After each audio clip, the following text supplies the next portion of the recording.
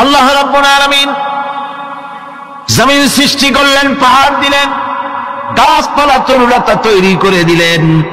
এরপরে আল্লাহ পাক বলছেন, তাকিয়ে দেখো সমুদ্রের দিকে, ওয়া হুয়াল্লাযী সাখখারাল বাহরা লিতাকুলু মিনহু লাহমান তারিয়ান ওয়া তাস্তাখরিজু মিনহু হিলিয়াতান তালবাসুনাহা। সমুদ্রের দিকে লক্ষ্য করে দেখো, এই সমুদ্রকে তোমাদের অনুগত করে দিয়েছি। এর মধ্যে রয়েছে তাজা মাছ মাংস রয়েছে, এর ভিতরে রয়েছে তোমাদের পরিধানের অলংকারাদির জন্য মূল্যবান সম্পদ রাখা হয়েছে সমুদ্রের মধ্যে। বিজ্ঞানীরা বলেছেন পৃথিবীর উপরিভাগে যা আছে মাটির তলায় তার থেকে অনেক বেশি বেশি মূল্যবান জিনিস আছে। আছে না মাটির তলায় মূল্যবান জিনিস? কি আছে? কি আছে? খনিজ দ্রব্য আছে, সোনা আছে, লোহা আছে, তেল আছে। তেল যে শুধু সৌদি আরবে, কুয়েতে আর কাতারে, বাংলাদেশে তেল নাই এটা ঠিক না। আমাদের দেশে তেল আছে। আল্লাহ তেল আমাদের দেশে দিয়েছেন, তবে অতটা না হলেও কিছুটা তো দিয়েছেন। কারণ সব জায়গায় এক রকমের নিয়ামত দেওয়া হয় না, এক এক দেশে এক এক রকমের নিয়ামত আল্লাহ পাক দেন। আমাদের দেশে যা আছে তা আবার সৌদি আরবে নাই। আমাদের দেশে বেল আছে, সালতে আছে, গাব আছে, এগুলি আছে সৌদি আরবে। আমাদের দেশে চা আছে, পাট আছে, আমার দেশেও তেল আছে। মাঝে মধ্যে তেলের কুয়া সিলেটের হরিপুর থেকে, বাখরাবাদ থেকে, ভোলা থেকে, বিভিন্ন জায়গা থেকে তেলের কুয়া বের করে দেখানো হয়। তেল আছে।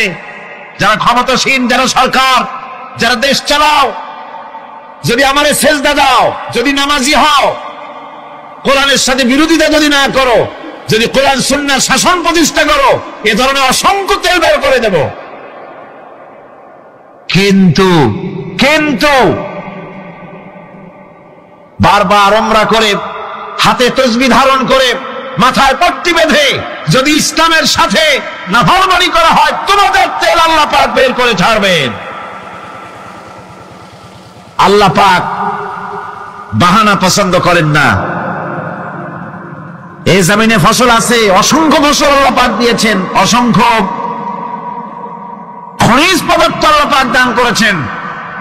সেই খনিজ পদার্থগুলি আল্লাহ পাক, খনিজ দ্রব্যগুলি আল্লাহ পাক দিবেন মুমিনদের হাতে। কাদের হাতে দিবেন? আল্লাহ পাক বলেছেন, ওয়ালাউ আন্না আহলাল কুরা আমানু ওয়াত্তাকাউ লাফাতাহনা আলাইহিম বারাকাতিন মিনাস সামাই ওয়াল আরদ। দেশের লোকেরা, জনপদের লোকেরা যদি আমার উপর ঈমান আনে আর আমার কি ভয় করার নীতি যদি অবলম্বন করে চলে, তাহলে ওই দেশের মানুষের জন্য আকাশ আর জমিনের সব বরকতের দরজা আমি আল্লাহ খুলে দেব। নিয়ামতের অভাব নাই, যথেষ্ট নিয়ামত আল্লাহ পাকের আছে। তাহলে এই মাটি, এই পৃথিবী আমাদের জন্য বিশাল এক নিয়ামত আল্লাহ পাক করে দিয়েছেন, ফসল ফলাবার জন্য, চলাফেরার জন্য। আবার এই মাটি যেন আপনাকে নিয়ে নড়াচড়া করতে না পারে। মাঝে মাঝে ভূমিকম্প হয় না? পৃথিবীতে ভূমিকম্প জোন যেগুলি আছে সেগুলি হচ্ছে Japan, China, turkey, Iran, America, এরকম বিভিন্ন দেশে ভূমিকম্পের জোন, এগুলি ভূমিকম্প এলাকা। আমাদের এসব দেশে ভূমিকম্প কম হয়, তবে ইদানিং একটু একটু শুরু হয়েছে। আল্লাহ যেন এই ভূমিকম্পের গজব থেকে আমাদেরকে বাঁচান। এত আস্তে আমিন বললেন কেন? কি মারাত্মক ভূমিকম্প, কি মারাত্মক ভূমিকম্পের অনুভূতি আমার নাই। সামান্য একদিন একটু টের পাইছিলাম রাতে ঘুমের মধ্যে, আর কোনদিন আল্লাহ যেন টের না পাওয়ান। কিন্তু ভূমিকম্প আমি চোখে দেখেছি, ভূমিকম্প আমি চোখে দেখেছি। গত 2 বছর আগে আমেরিকা যখন আমাকে প্রোগ্রাম দিল, তখন ওয়াশিংটনে মহাশূন্য গবেষণাগারের একটা অডিটোরিয়াম আছে, সেই অডিটোরিয়ামে আমাকে নেওয়া হলো দেখাবার জন্য। অন্তত 5000 লোক বসতে পারে সেখানে, বিরাট স্ক্রিন। সেই স্ক্রিনে ভূমিকম্পের ছবি দেখানো হবে। মাত্র 1 বছর আগে লস অ্যাঞ্জেলেসে ভূমিকম্প হয়েছিল, সেই ভূমিকম্প দেখানো হবে। এটা পাওয়ারফুল ক্যামেরা দিয়ে স্যাটেলাইট থেকে এই ছবিগুলি তোলা হয়েছে। ভূমিকম্প যখন ওঠে, যখন ভূমিকম্প শুরু হয় তখনকার ছবি। আমি দেখতে লাগলাম ভূমিকম্প শুরু হয়েছে, নদীর ভিতরে, সমুদ্রের ভিতরে যেভাবে এরকম ঢেউ হয়, মাটির ভিতরে এরকম ঢেউ হচ্ছে। সমস্ত গাছপালা শুয়ে পড়তেছে, 4 তলা 5 তলা 6 তলা রাস্তা সেরেছে, এক একটা রাস্তা ডিমের মামলেটের মতো জড়িয়ে পেঁচিয়ে যাচ্ছে। আমি আল্লাহু আকবার বলে চিৎকার দিয়ে উঠেছি। আমি কোথায় বসে আছি সে খেয়াল আমার ছিল না, আমি আল্লাহু আকবার বলে চিৎকার দিয়ে উঠেছি। মাটির মধ্যে ঢেউ উঠছে, বাড়িঘর ভেঙে চুরমার হয়ে যাচ্ছে, গাড়িগুলি রাস্তার ফাঁকে ফাঁকে শত সহস্র গাড়ি চাপটা হয়ে ভর্তা হয়ে যাচ্ছে। আল্লাহ পাক কি প্রচন্ড ক্ষমতার মালিক, তিনি রহমত করে এ জমিনকে সুন্দর স্থিতি স্থাপক, একটা স্থিতিশীলতা করে দিয়েছেন। এই পৃথিবী যেন আমাদের নিয়ে নড়াচড়া করতে না পারে সেজন্য আল্লাহ পাক পাহাড় সৃষ্টি করেছেন।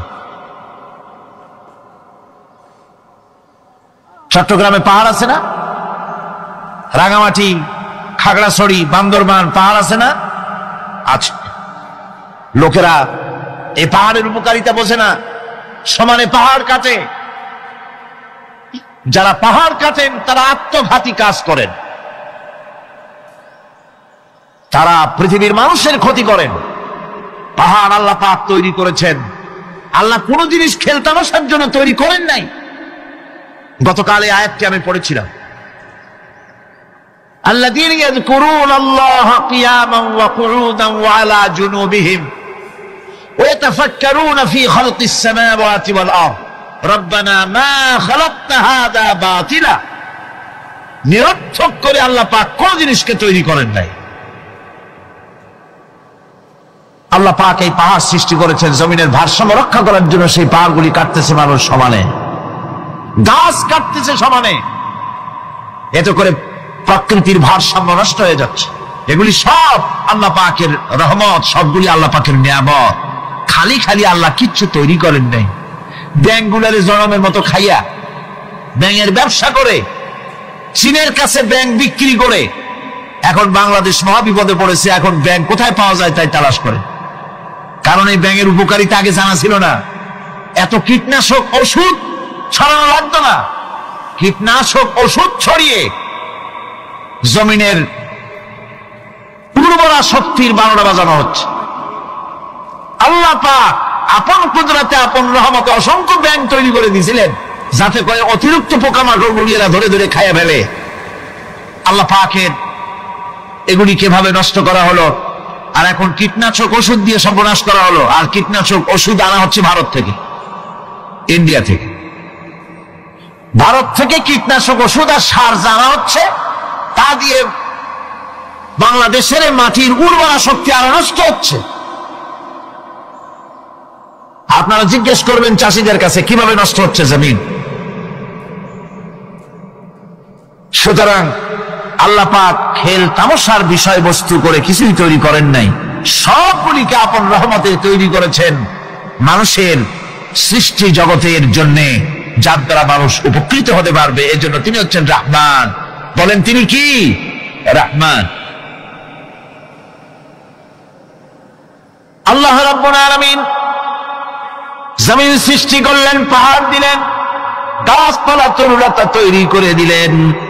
এরপরে আল্লাহ পাক বলছেন, তাকিয়ে দেখো সমুদ্রের দিকে, ওয়া হুয়াল্লাযী সাখখারাল বাহরা লিতাকুলু মিনহু লাহমান তারিয়ান ওয়া তাস্তাখরিজু মিনহু হিলিয়াতান তালবাসুনাহা। সমুদ্রের দিকে লক্ষ্য করে দেখো, এই সমুদ্রকে তোমাদের অনুগত করে দিয়েছি। এর মধ্যে রয়েছে তাজা মাছ মাংস রয়েছে, এর ভিতরে রয়েছে তোমাদের পরিধানের অলংকারাদির জন্য মূল্যবান সম্পদ রাখা হয়েছে সমুদ্রের মধ্যে। বিজ্ঞানীরা বলেছেন পৃথিবীর উপরিভাগে যা আছে মাটির তলায় তার থেকে অনেক বেশি বেশি মূল্যবান জিনিস আছে। আছে না মাটির তলায় মূল্যবান জিনিস? কি আছে? কি আছে? খনিজ দ্রব্য আছে, সোনা আছে, লোহা আছে, তেল আছে। তেল যে শুধু সৌদি আরবে, কুয়েতে আর কাতারে, বাংলাদেশে তেল নাই এটা ঠিক না। আমাদের দেশে তেল আছে। আল্লাহ তেল আমাদের দেশে দিয়েছেন, তবে অতটা না হলেও কিছুটা তো দিয়েছেন। কারণ সব জায়গায় এক রকমের নিয়ামত দেওয়া হয় না, এক এক দেশে এক এক রকমের নিয়ামত আল্লাহ পাক দেন। আমাদের দেশে যা আছে তা আবার সৌদি আরবে নাই। আমাদের দেশে বেল আছে, সালটি আছে, গাব আছে, এগুলি আছে সৌদি আরবে। আমাদের দেশে চা আছে, পাট আছে। আমার দেশেও তেল আছে।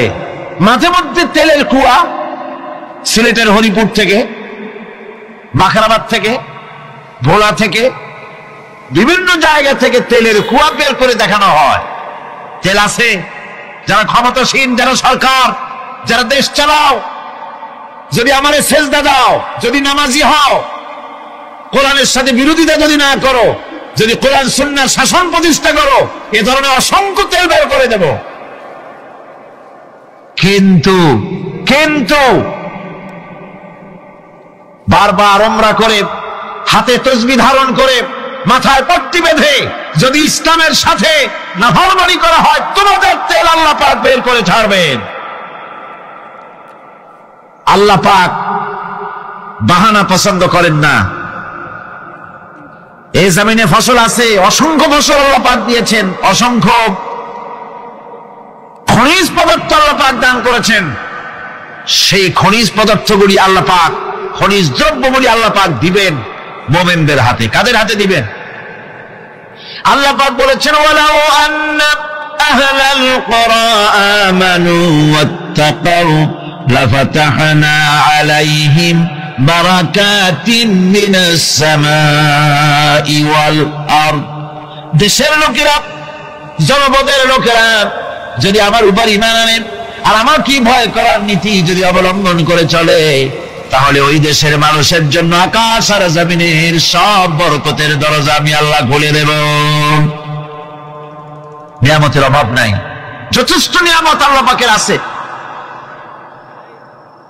তাহলে বললাম, এই পৃথিবীর উপরিভাগে যত নিয়ামত আছে, পৃথিবীর ভেতরে এর থেকে কম নাই। কত ভিতরে? এই ভিতরে যাওয়ার জন্য একবার একটা চেষ্টা হলো। আমেরিকার ওকলাহামা সিটি, এটি একটি স্টেট। এই স্টেটের পাশে একটা জায়গা বেছে নেওয়া হলো, যে পৃথিবী, তাদের ধারণা ছিল যে মাটি খুঁড়তে খুঁড়তে এই পৃথিবীর অপর পৃষ্ঠে যাওয়ার জন্য একটা আন্ডারগ্রাউন্ড রাস্তা করা যায় নাকি। ছোটবেলায় পড়ছিলাম আমি ভূগোলে একটা বইতে, যে কেউ যদি আমাদের দেশ থেকে, এখান থেকে মাটি খোঁড়া আরম্ভ করে, তাহলে মাটি খুঁড়তে খুঁড়তে একদিন না একদিন আমেরিকায় পৌঁছে যাবে। কোন ভিসা টিসা লাগবে না, VD7, DD7, 97 লাগবে না, এমনি যাইতে পারবে। মানুষেরা চেষ্টা করলো মাটি খোঁড়া। মাটি খুঁড়তে খুঁড়তে পৃথিবীতে এটাই ছিল প্রথম এই দুঃসাহসিক পরিকল্পনা। 6000 ফিট পর্যন্ত মাটি খনন করার পর কোন কুল কিনারা করতে না পেরে তারা এই দুঃসাহসিক পরিকল্পনা ছেড়ে দিন। কিন্তু গবেষণার শেষ হয়নি। যারা গবেষণা করেছেন তারা গবেষণার মধ্যে তাদের অভিজ্ঞতা তারা লিখেছেন যে পৃথিবীর অন্তত 180 মাইল গভীর পর্যন্ত তাদের একটা আইডিয়া হয়েছে যে পৃথিবীর মাটির নিচে অসংখ্য খনিজ দ্রব্য রয়েছে, অসংখ্য নিয়ামত এই পৃথিবীর মাটির ভিতরে আল্লাহ পাক লুকায় রেখেছেন। ওর তলায় কি আছে বিজ্ঞানীদের মাথায় এখনো ঢোকে নাই। এই পৃথিবীর উপরে যা আছে ভেতরের থেকে আল্লাহ পাক বেশি রেখেছেন। এরপরে সমুদ্রের ভয়াল দৃশ্য দেখলে পরে মানুষের কলিজা ভীত, প্রকম্পিত, সন্ত্রস্ত হয়ে যায়। কথা ঠিক কিনা? যত বড় বাহাদুর হোক, সমুদ্রের ঢেউর মধ্যে যদি পড়ে, বাহাদুরি আর থাকে না। ঠিক কিনা কন? যতই বড় কারলা নাই, কিন্তু সমুদ্রে গেলে আর অসুবিধা হয় না। সমুদ্রের ঢেউয়ের মধ্যে যখন মানুষ পড়ে, আল্লাহ পাক বলেছেন, দাল্লা মান তাদউনা ইল্লা ইয়াহু, একমাত্র আল্লাহ ছাড়া সবাই কি ভুলে যায়। আমি দেখেছি সমুদ্রের দরিয়ার ভিতরে ঢেউ যখন শুরু হয়, অমুসলিমরা পর্যন্ত তাদের ভাষায় স্রষ্টাকে যা বলে সে নাম ভুলে গিয়ে সকলের মুখ থেকে বেরোয় আল্লাহ আল্লাহ আল্লাহ। আল্লাহ বাঁচাও।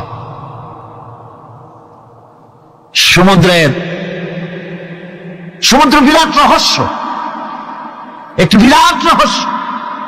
বারমুডা ট্রায়াঙ্গলের কথা আপনারা শুনেছেন। বারমুডা ট্রায়াঙ্গলটা কি, এটা এখনো বিজ্ঞানের কাছে স্পষ্ট হয়নি। বারমুডা ট্রায়াঙ্গলের যে এরিয়া আছে, প্রশান্ত মহাসাগর এবং আটলান্টিক মহাসাগরের মোহনায়, এইখান থেকে যখন কোন প্লেন যায় অথবা কোন জাহাজের রেঞ্জে আসে, প্লেন হারিয়ে যায়, জাহাজ হারিয়ে যায়, কোথায় যায় কেউ হদিস করতে পারে না। ক্যালিফোর্নিয়ার লস অ্যাঞ্জেলেসে যখন আমার প্রোগ্রাম হচ্ছিল, তখন একটি শহরে আমাকে নেওয়া হয়েছিল, সান দিয়েগো শহরের নাম। সান দিয়েগোতে ওয়ার্ল্ড সি, যেখানে সি ওয়ার্ল্ড যেখানে আছে, সেইখানে বারমুডা ট্রায়াঙ্গল কি জিনিস তার অনুমতি দেওয়ার জন্য তারা ওখানে একটা আইডিয়া করার জন্য কিছু এনভায়রনমেন্ট তৈরি করে রেখেছে। 50 লোক একসঙ্গে ঢুকতে পারে। তা আমরা সেখানে ঢুকলাম, টিকিট করে ঢুকতে হয়। চেয়ারে বসার পর প্লেনের মতো সিট বেল্ট দিয়ে কোমর বেঁধে নিতে হয়। এরপরে লাইটগুলি অফ হয়ে গেল। তারপরে দেখা গেল সামনে বিরাট স্ক্রিনে সমুদ্র ভেসে উঠেছে, সমুদ্রের ঢেউ শুরু হয়েছে, ধারা বিবরণী আসতেছে মাইকে যে আমরা এখন সমুদ্রের ভিতর দিয়ে চলছি। এটা ছিল সমুদ্রের পারে। আমরা যেখানে বসছি এই বিল্ডিংটা এরকম এরকম করতেছে। এখন আমার ধারণা হয়েছে সত্যিই বুঝি সমুদ্রের মধ্যে গিয়ে নামছে। সামনে দেখা যাচ্ছে বিরাট আঙ্গুল আসতেছে, বড় রকমের পাহাড় আসতেছে, এই পাহাড়ের সাথে টক্করে এখনই রাখবে। এই কথা বলতে না বলতে উপরে একটা শব্দ হলো, আর পানি বৃষ্টির মতো গায়ের উপরে পড়া আরম্ভ করলো। আমি তো চিন্তাই করতে লাগলাম, আল্লাহ এখানে ঢুকলাম কেন? বারমুডা ট্রায়াঙ্গল মারাত্মক অভিজ্ঞতা। এই সমুদ্র, মহাসমুদ্রের ভিতরে আল্লাহ রাব্বুল আলামিন অসংখ্য রহস্য রেখে দিয়েছেন, যা তো বিজ্ঞানীরা উদ্ঘাটন করতে পারেনি।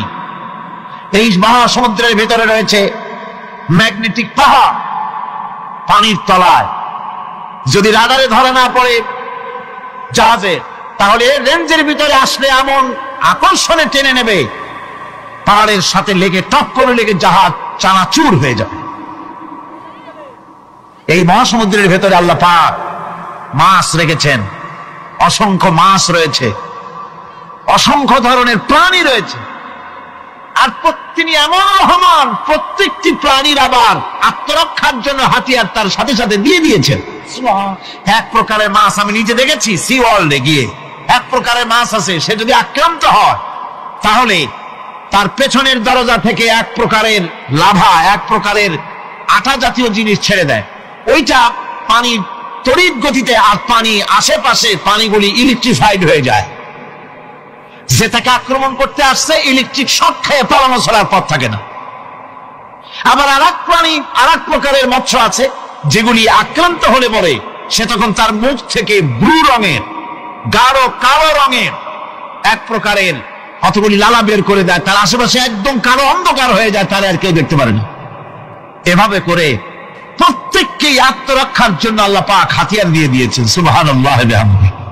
সেই সমুদ্রের ভেতরে এই ধরনের মৎস্যরাজি, বিরাট বিরাট প্রকাণ্ড প্রকাণ্ড প্রাণী আল্লাহ পাক সেখানে রেখেছেন। এরপরে এই সমুদ্রের মধ্যে রয়েছে মণিমুক্তা। আল্লাহ পাক বলছেন তোমরা পোশাক তৈরি করবে, তোমাদের স্ত্রীদের জন্য অলংকার আদি তৈরি করবে, সেজন্য ওর ভিতরে মণিমুক্তা মহামূল্যবান জিনিস এই সমুদ্রের ভেতরে আমি দিয়ে রেখেছি। আপন কুদরতে, আপন মেহেরবানিতে, কেউ আমার কাছে চায় নাই, আমি নিজের থেকে তোমাদের সমস্ত প্রয়োজন মিটিয়েছি, যা লাগবে সব জোগাড় করে দিয়েছি। এখন দেখুন আল্লাহ রাব্বুল আলামিন তার রহমতের নমুনা প্রাণী জগতের দিকে লক্ষ্য করে দেখেন। আল্লাহ রাব্বুল আলামিন সমস্ত প্রাণী জগৎ, দুনিয়ায় মানুষ বাদে যত প্রাণী আছে সমস্ত প্রাণীর দিকে তাকান। মানুষের কথা তো গতকাল বলেছি। সমস্ত প্রাণীগুলিকে আল্লাহ রাব্বুল আলামিন তাদের সাথে তাদের সমস্ত জিনিস দিয়ে দিয়েছেন। এর মধ্যে কোনটাকে আল্লাহ পাক বোঝা বহন করার জন্য কোন প্রাণীকে তৈরি করেছেন, আবার মানুষের জন্য, জিহাদের জন্য, যুদ্ধ করার জন্য কোন প্রাণী তৈরি করেছেন, চাষাবাদ করার জন্য প্রাণী তৈরি করে দিয়েছেন।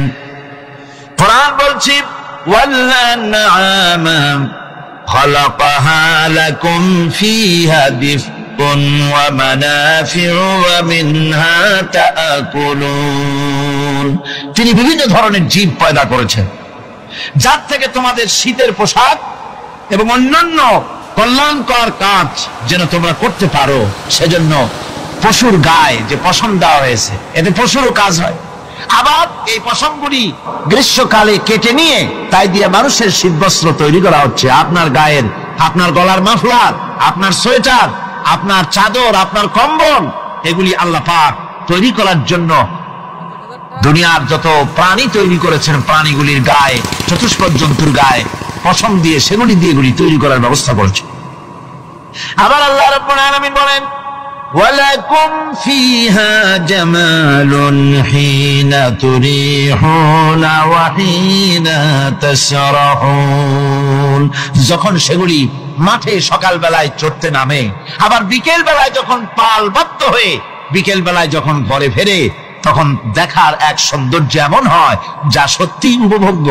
লক্ষ্য করে দেখবেন, এগুলি শহরে কম দেখা যায়, গ্রাম্য অঞ্চলে মাঝে মধ্যে যাবেন, গ্রামের লোকই আপনারা অধিকাংশ এখানে আছেন, আপনারা দেখবেন সকাল বেলায় যখন পালে পালে গরু, ছাগল, মহিষ ইত্যাদি যেতে থাকে, সকাল বেলায় সূর্য যখন উঠে সেই সময় যখন এগুলি যেতে থাকে, তখন তার দেখার একটা দৃশ্য দারুণ লাগে। আবার যখন সন্ধ্যা বেলায় গধূলি লগ্নে যখন সূর্য লাল হয়ে পশ্চিম দিগন্তে অস্তমিত হতে যায়, তখন শত শত গরু, ভেড়া, ছাগল পাল ধরে মাঠের মধ্য দিয়ে যখন বাড়ির দিকে রওনা করে, আল্লাহ পাক বলেন এই দৃশ্য অত্যন্ত উপভোগ্য। যারা সত্যি এগুলি দেখে, উপভোগ করে, তারা বুঝতে পারে যে আল্লাহ পাকের নিয়ামত সব দিকেই আল্লাহ পাক এভাবে ছড়িয়ে রেখেছে।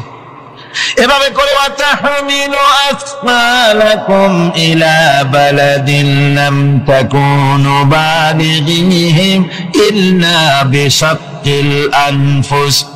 আল্লাহ পাক বলেন এভাবে করে আমি জন্তু, জীব তৈরি করেছি, যারা তোমাদের বোঝাগুলি এক শহর থেকে আর এক শহরে, এক গ্রাম থেকে আর এক গ্রামে বোঝাগুলি বহন করে নিয়ে যায়। এভাবে আমি যদি চতুষ্পদ জন্তু তৈরি না করতাম, তোমরা নিজেরা ঘাড়ে করে, পিঠে করে এ বোঝাগুলি বহন করা বড়ই কষ্টসাধ্য হয়ে যেত। উটের পিঠে করে, গাধার পিঠে করে, গরু গাড়ি বানায়া, হাতির পিঠে করে, কত বিরাট বিরাট বোঝা, টনকে টন বোঝা এভাবে পশু দিয়ে টেনে নেওয়া হয়। আল্লাহ পাক বলছেন এগুলি আমার রহমত। এরপরে এই পশুর ভিতরে হালাল গোশত তৈরি করে তোমার খাবারের ব্যবস্থা করেছি। ওয়া ইন্না লাকুম ফিল আনআমি লাইবরাত نسقيكم مما في بطونه من بين فرث ودم لبنا خالصا سائغا للشاربين। তোমাদের চতুষ্পদ জন্তুর মধ্যে দেখবে বুদ্ধিমান, দূরদৃষ্টি সম্পর্ক লোক যারা, তাদের জন্য আমি এর মধ্যে নিদর্শন রেখেছি। তোমাদের দুগ্ধবতী গাভীগুলি, যার দ্বারা তোমরা দুধ পাও, এগুলি জমিনের ঘাস খেলো, খড় খেলো, আর এর দ্বারা রক্ত তৈরি হলো, পায়খানা তৈরি হলো, পেশাব তৈরি হলো, পাশাপাশি রাস্তা দিয়ে পরিষ্কার সুস্বাদু দুধ আমি আল্লাহ রাব্বুল আলামিন তোমাদের জন্য দান করেছি। এত নিয়ামত আল্লাহ পাক দিলেন, আল্লাহ পাকের বিনিময় কিছুই চান নাই। কিছু চাইছেন নাকি? বলেন কিছু চেয়েছেন? কিছুই চান না। দেখেন এই যে ঠান্ডা মৌসুম চলছে, এখন কি মৌসুম? শীতের মৌসুম। এই পৃথিবীটাকে আমরা, আমাদের একটা রুমকে যদি ঠান্ডা করতে চাই, তাহলে আমরা কি লাগাই? রুমে এসি লাগাই। প্রত্যেক মাসে বিল দেওয়া লাগে না? লাগে না? বিল দিতে হয়। একটা রুম এসি দিয়ে ঠান্ডা করতে প্রত্যেক মাসে 500, 1000, 2000, 2500 রুম হিসেবে এর ভাড়া দেওয়া লাগে, এর চার্জ দিতে হয়। এত বড় বিশ্বটা আল্লাহ পাক ঠান্ডা করে ফেলেছেন। কত বড় এসি প্লান্ট আল্লাহ পাকের, সুবহানাল্লাহ। কত এসি আল্লাহ ছেড়ে দিয়েছেন। এখন ডিজেল জ্বালায় আগুন তৈরি করেন, কাঠ জ্বালায় আগুন তৈরি করেন। পৃথিবীর মানুষের হাতে আগুন জ্বালাবার, উত্তাপ সৃষ্টি করার যত রকমের টেকনোলজি আছে, সব যদি একত্রিত করা হয়, সূর্য প্রতি সেকেন্ডে যে তাপ বিকিরণ করে পৃথিবীর জন্য, সারা পৃথিবীর সমস্ত মানুষ এক জায়গায় হইয়া কিয়ামত পর্যন্ত প্রচেষ্টা করিও ওই এক সেকেন্ডের তাপ তৈরি করতে পারবে? পারবে না। সুতরাং আল্লাহ রাব্বুল আলামিন তিনি বিরাট নিয়ামত রেখেছেন সব জিনিসের মধ্যে। এই নিয়ামতগুলি বুঝতে হবে, এগুলি বুঝতে হবে। এই জন্য আল্লাহ রাব্বুল আলামিনের নবী বলেছেন, আল্লাহর সৃষ্টি জগতের উপরে, তার সৃষ্টি নৈপুণ্যতার উপরে কেউ যদি গবেষণা করে, চিন্তা করে 1 ঘন্টা, আল্লাহ পাক তার আমলনামায় 60 বছরের নফল ইবাদতের সওয়াব লিখে দিবেন। কি সোজা কথা। চিন্তা করতে হবে, গবেষণা করতে হবে আল্লাহ পাক কি নিয়ামত দিয়েছেন। ওয়ামা বিকুম মিন নি'মাতিন ফামিনাল্লাহ। যত নিয়ামত আমরা পেয়েছি সব কার কাছ থেকে? জোরে সোরে চিল্লায় কোন কার কাছ থেকে? সমস্ত নিয়ামত এসেছে আল্লাহ পাকের কাছ থেকে। আল্লাহ রাব্বুল আলামিন বলেন তিনি হচ্ছেন রহমান। ওয়াল্লাহু জাআলা লাকুম মিন বুয়ুতিকুম সাকানান ওয়া জাআলা লাকুম মিন জুনুদিল আনআমি বুয়ুতা। আল্লাহ পাক বলছেন তোমাদের জন্য, তোমাদের ঘর সমূহকে আল্লাহ পাক স্থিতি লাভের, স্বস্তি শান্তি লাভ করার জন্য আল্লাহ পাক একটা স্থান করে দিয়েছেন, জায়গা করে দিয়েছেন। আমরা যে ঘর বানাই, এই ঘর বানাবার পেছনে আল্লাহ পাকের কত বড় নিয়ামত। ঘর একটা বানাতে হলে খুঁটি লাগবে। খুঁটি কোত্থেকে আসছে বলেন? কোত্থেকে? গাছের থেকে খুঁটি পেয়েছেন। কিসের থেকে পেয়েছেন? গাছটা। শুধু খুঁটিতে ঘর হবে না, এরপরে খুঁটি হয়ে গেল, চাল লাগবে। চাল দেবেন কি দিয়ে? খড় দিয়া দেন, টিন দিয়া দেন, টালি দিয়া দেন, যা দিয়া দিবেন সেটা হচ্ছে কার? জোরে কর। শুধু খুঁটি আর চাল হলে হবে না, বেড়াও লাগবে, দরজা লাগবে, জানালা লাগবে, যা কিছু দরকার। আল্লাহ বলেন তোমার এই শান্তির ঘরটার পেছনে আমার নিয়ামত, আমার রহমত কাজ করেছে। আবার শীত প্রধান দেশে, যেখানে বিল্ডিং এও কাজ হবে না, যেখানে ঘর বানাতে হলে কাঠখড়ির ঘর দিয়েও কাজ হবে না, এত প্রচন্ড শীত, সেইখানে আল্লাহ পাক পশুর চামড়া দিয়া ঘর বানাবার জন্য মানুষের মাথায় আল্লাহ পাক বুদ্ধি দান করে দিয়েছেন। আল্লাহ পাক বলছেন জুলুদিল আনআমি বুয়ুতা, চামড়া দিয়ে ঘর তৈরি করা হয়। এস্কিমোরা করে, দেখে আসবেন, চামড়া দিয়ে ঘর তৈরি করা হয়। আল্লাহ পাক এই পশু দিয়ে মানুষের এত উপকার করছেন। তিনি রহমান। এই রহমত থেকে পৃথিবীর কেউ বঞ্চিত নয়। সমস্ত প্রাণী সমূহকে আল্লাহ পাক এই বিরাট নিয়ামত দান করেছেন। একটি মানুষ যতই সংকীর্ণ হোক, অসভ্য জীবন যাপন করুক, ইলিটারেট হোক, মূর্খ হোক, লেখাপড়া কিচ্ছু জানে না, একটা পর্ণ কুটিরের ভিতরে এক কৃষক বাস করে, সেও যদি চিন্তা করে তাহলে অন্তত এতটুকু উপলব্ধি তার আসবে যে সে অসুখ হলে পরে তার আশেপাশে লতা গুল্ম, গাছের শিকড় বেটে খেলে পরে তার অসুখ ভালো হয়ে যায়। ঠিক কিনা? এখন তো অসুখ ভালো হওয়ার জন্য কোনো অসুবিধা নাই, কোনো সমস্যা নয়। পত্রিকার ভিতরে অ্যাডভার্টাইজ আসতেছে, স্ট্যাম্পের উপরে লিখে দেব আখেরি লেখা, বিশ্বব্যাপী চ্যালেঞ্জ। মেয়ে লোকও চ্যালেঞ্জ দিতেছে, পুরুষও দিতেছে, পাগলও দিচ্ছে, ছাগলও দিচ্ছে, সবাই মিলে চ্যালেঞ্জ করছে। পত্রিকাগুলি পয়সার লোভে আবার এগুলি ছাপতেছে। সব রকমের অসুখ, সব রকমের ওষুধ তারা দিতে পারবে। তেই যদি হয় তো খামাখা আমাদের মেডিকেল কলেজ রাইখে লাভ কি? বিজ্ঞাপন দিয়ে যদি ওষুধ বিক্রি করা হয়, কেমন গভর্নমেন্ট আমি বুঝি না। এই পাগল ছাগলের বিজ্ঞাপনগুলি ছাপা হয় পত্রিকায়, লোকেরা বিভ্রান্ত হয়, লোকেরা বোঝে না। তাদের কাছে গেলে মুখ দেখেই বলে দেবো এরকম আসতেছে, পাগলের মতো চেহারা, মুখ দেখেই বলে দেবে শেষ দর্শন, আর দর্শন জিন্দিগিতে করা লাগবে না। ছোট্ট ছোট্ট পোলাপান এরকম এক এক জায়গায় হইতেছে। খুলনা জেলার দাকপ এলাকায় একবার শোনা গেল সেখানে ছাগলে পানি পড়ে দেয়, যে যাবে তার রোগ ভালো হবে।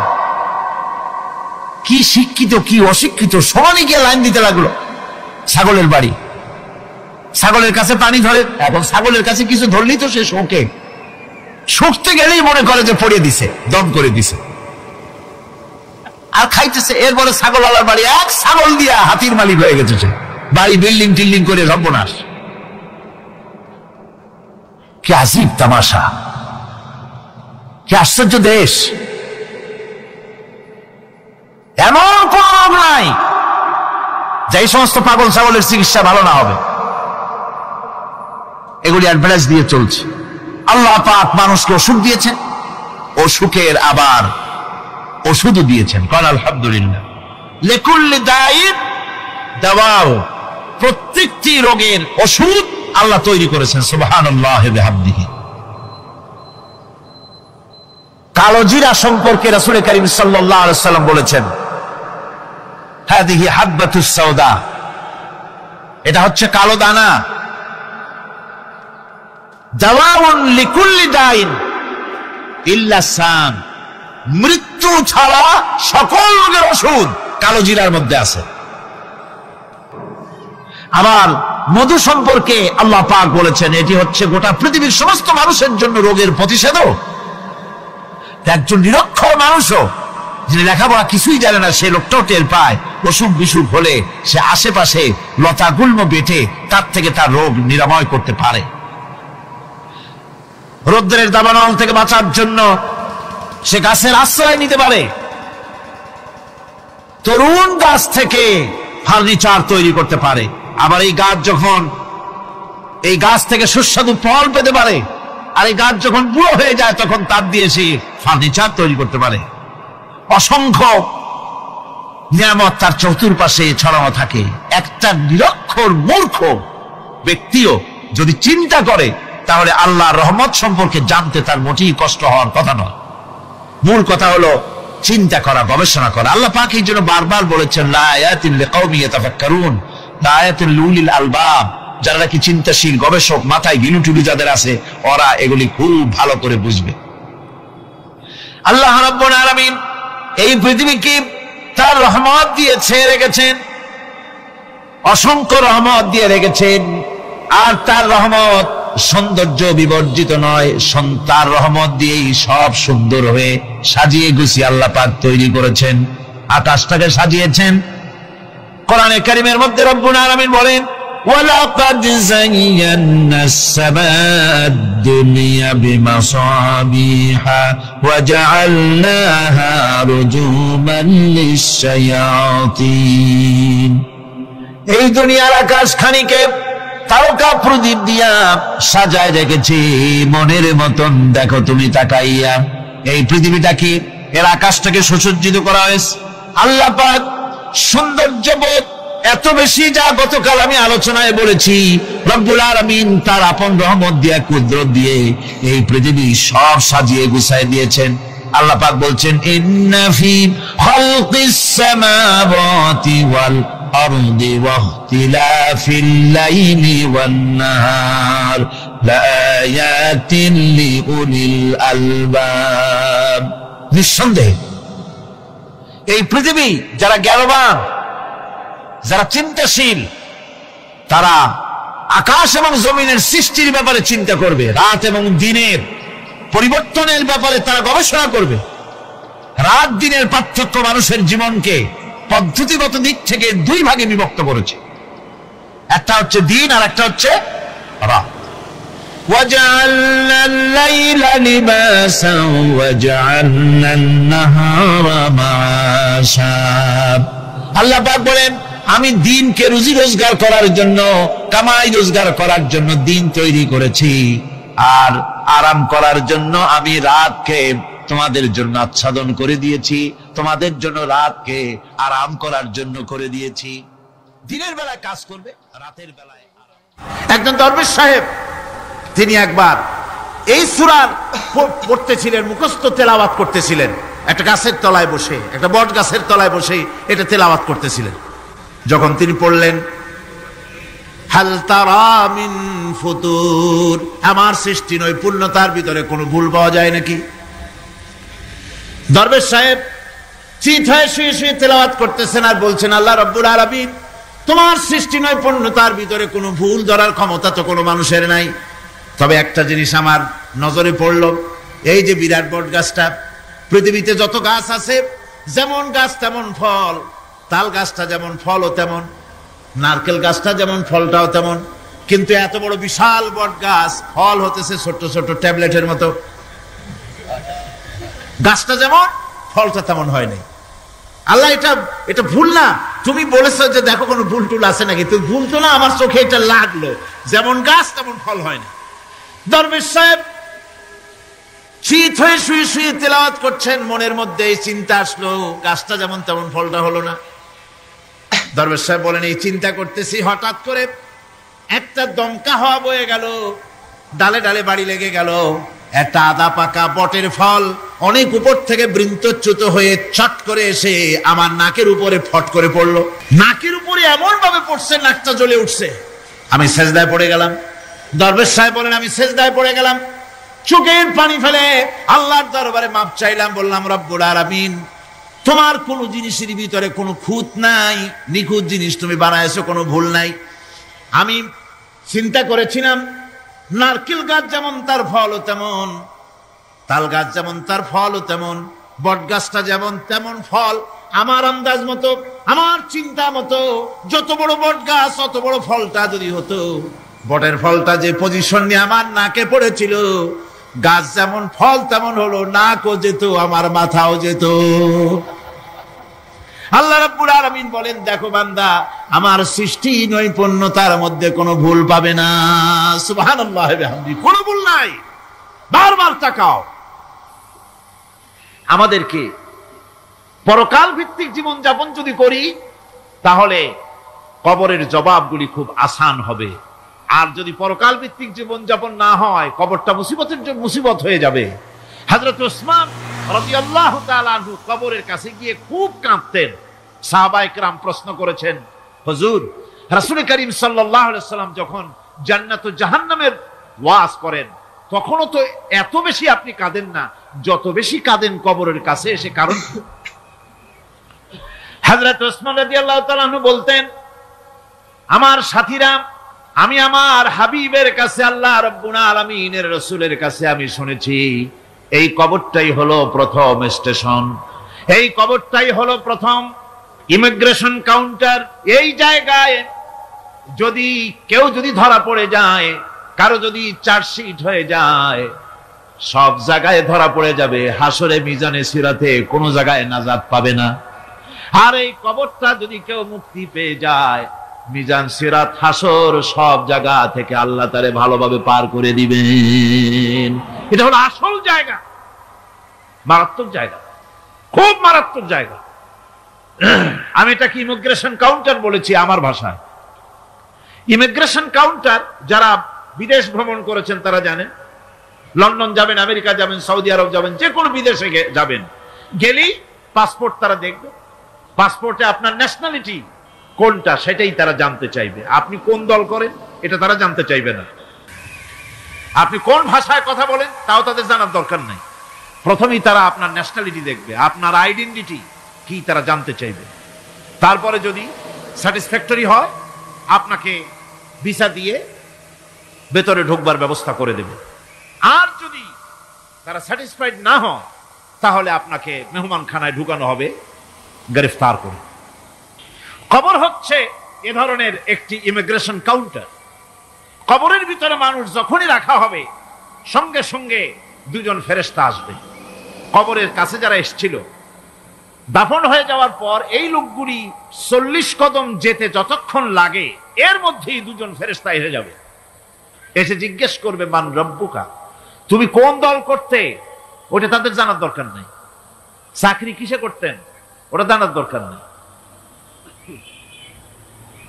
ব্যবসা করতেন না চাকরি করতেন, প্রয়োজন নেই। প্রথমেই জিজ্ঞাসা করা হবে ন্যাশনালিটি, প্রথমেই জিজ্ঞাসা করা হবে তার ন্যাশনালিটি সম্পর্কে, তার আইডেন্টিটিটা কি, এবং সেটাকে সত্যায়িত করার জন্য, বোঝার জন্য 3টি প্রশ্ন। প্রথম প্রশ্ন, মান রাব্বুকা ওয়া মা দীনুকা ওয়া মান নাবিয়্যুকা, তোমার রব কে, তোমার দ্বীন কি, তোমার নবী কে। যদি এই ব্যক্তি বেঈমান হয়, মুনাফিক হয়, সে বলবে হায় হাতা লা আদরি, হায় হাতা লা আদরি, জানি না আমার রবকে, আমি জানি না। তোমার দিন কি, দিন কারে কয় বুঝি না। এরপরে আল্লাহর নবী জনাবে মুহাম্মদ রাসূলুল্লাহ সাল্লাল্লাহু আলাইহি ওয়াসাল্লামকে দেখানো হবে, বলা হবে মা কুনতা তাকুলু ফি হাদার রাজুল, এই ব্যক্তি সম্পর্কে তোমার ধারণা কি নিকে, বলবে আমি চিনি না। নাউযুবিল্লাহ। বাস, এরপরে তার যা হবার তাই শুরু হয়ে যাবে। আর যদি বান্দাটা মুমিন হয়, প্রশ্ন করা হবে মান রাব্বুকা, জবাব দেবে রব্বি আল্লাহ, আমার রব আল্লাহ রাব্বুল আলামিন। ওয়া মা দীনুকা, দীনুনা ইসলাম, আমার দিন হচ্ছে ইসলাম। এরপরে আল্লাহর নবীকে দেখানো হবে। কয়েক রকমের বর্ণনা আছে, কোন বর্ণনায় আছে হুজুরের আকারে দেখানো হবে, অথবা রাসূলকে সরাসরি দেখানো হবে। বলা হবে মা কুনতা তাকুলু ফি হাদার রাজুল, এই লোকটি সম্পর্কে ধারণা কি। মুমিন ব্যক্তি বলবে হাদা নবিয়ুনা মুহাম্মাদুর রাসূলুল্লাহ সাল্লাল্লাহু আলাইহি ওয়াসাল্লাম, ইনি আমার তো সেই নবী মুহাম্মাদুর রাসূলুল্লাহ সাল্লাল্লাহু আলাইহি ওয়াসাল্লাম। আমরা যেন এই রকমের জবাব দিতে পারি, আল্লাহ কবুল করো। সকলে জোরে গণ আমিন। জবাব হয়ে যাওয়ার পর গায়ব থেকে আওয়াজ আসবে ফাফরিশু বিল জান্নাতি ওয়ালবিসু বিল জান্নাহ, ও আমার ফেরেশতারা, আমার এই বান্দাকে জান্নাতের পোশাক পরায়া দাও, আর কবরটাকে জান্নাতের বিছানা বিছায়া দাও। জান্নাতের পোশাক পরায় দাও, জান্নাতের বিছানা বিছায়া দাও। ইলা মাদ্দা বাসারিহি, তার চোখের দৃষ্টি যতদূর যায় কবরটা ততটা প্রশস্ত করে দাও। এরপর বেহেশতের পোশাক পরাইয়া, বেহেশতের বিছানা বিছায়া ফেরেশতা বলবে নম কানাউমুল উরুস, ঘুমিয়ে যাও। দুলামিয়া যেমন বাসর সজ্জায় নতুন বউ নিয়ে আরামে ঘুমায়, এরকম আরামে ঘুমায় যাও। ইলা ইয়াউমিল কিয়ামা, কিয়ামত পর্যন্ত ঘুমায় থাকবে, আরামে ঘুমিয়ে থাকবে। এরপরে সিংহায় ফুৎকার হবে, সিংহার ফুৎকারের আওয়াজে তার ঘুম ভেঙে যাবে।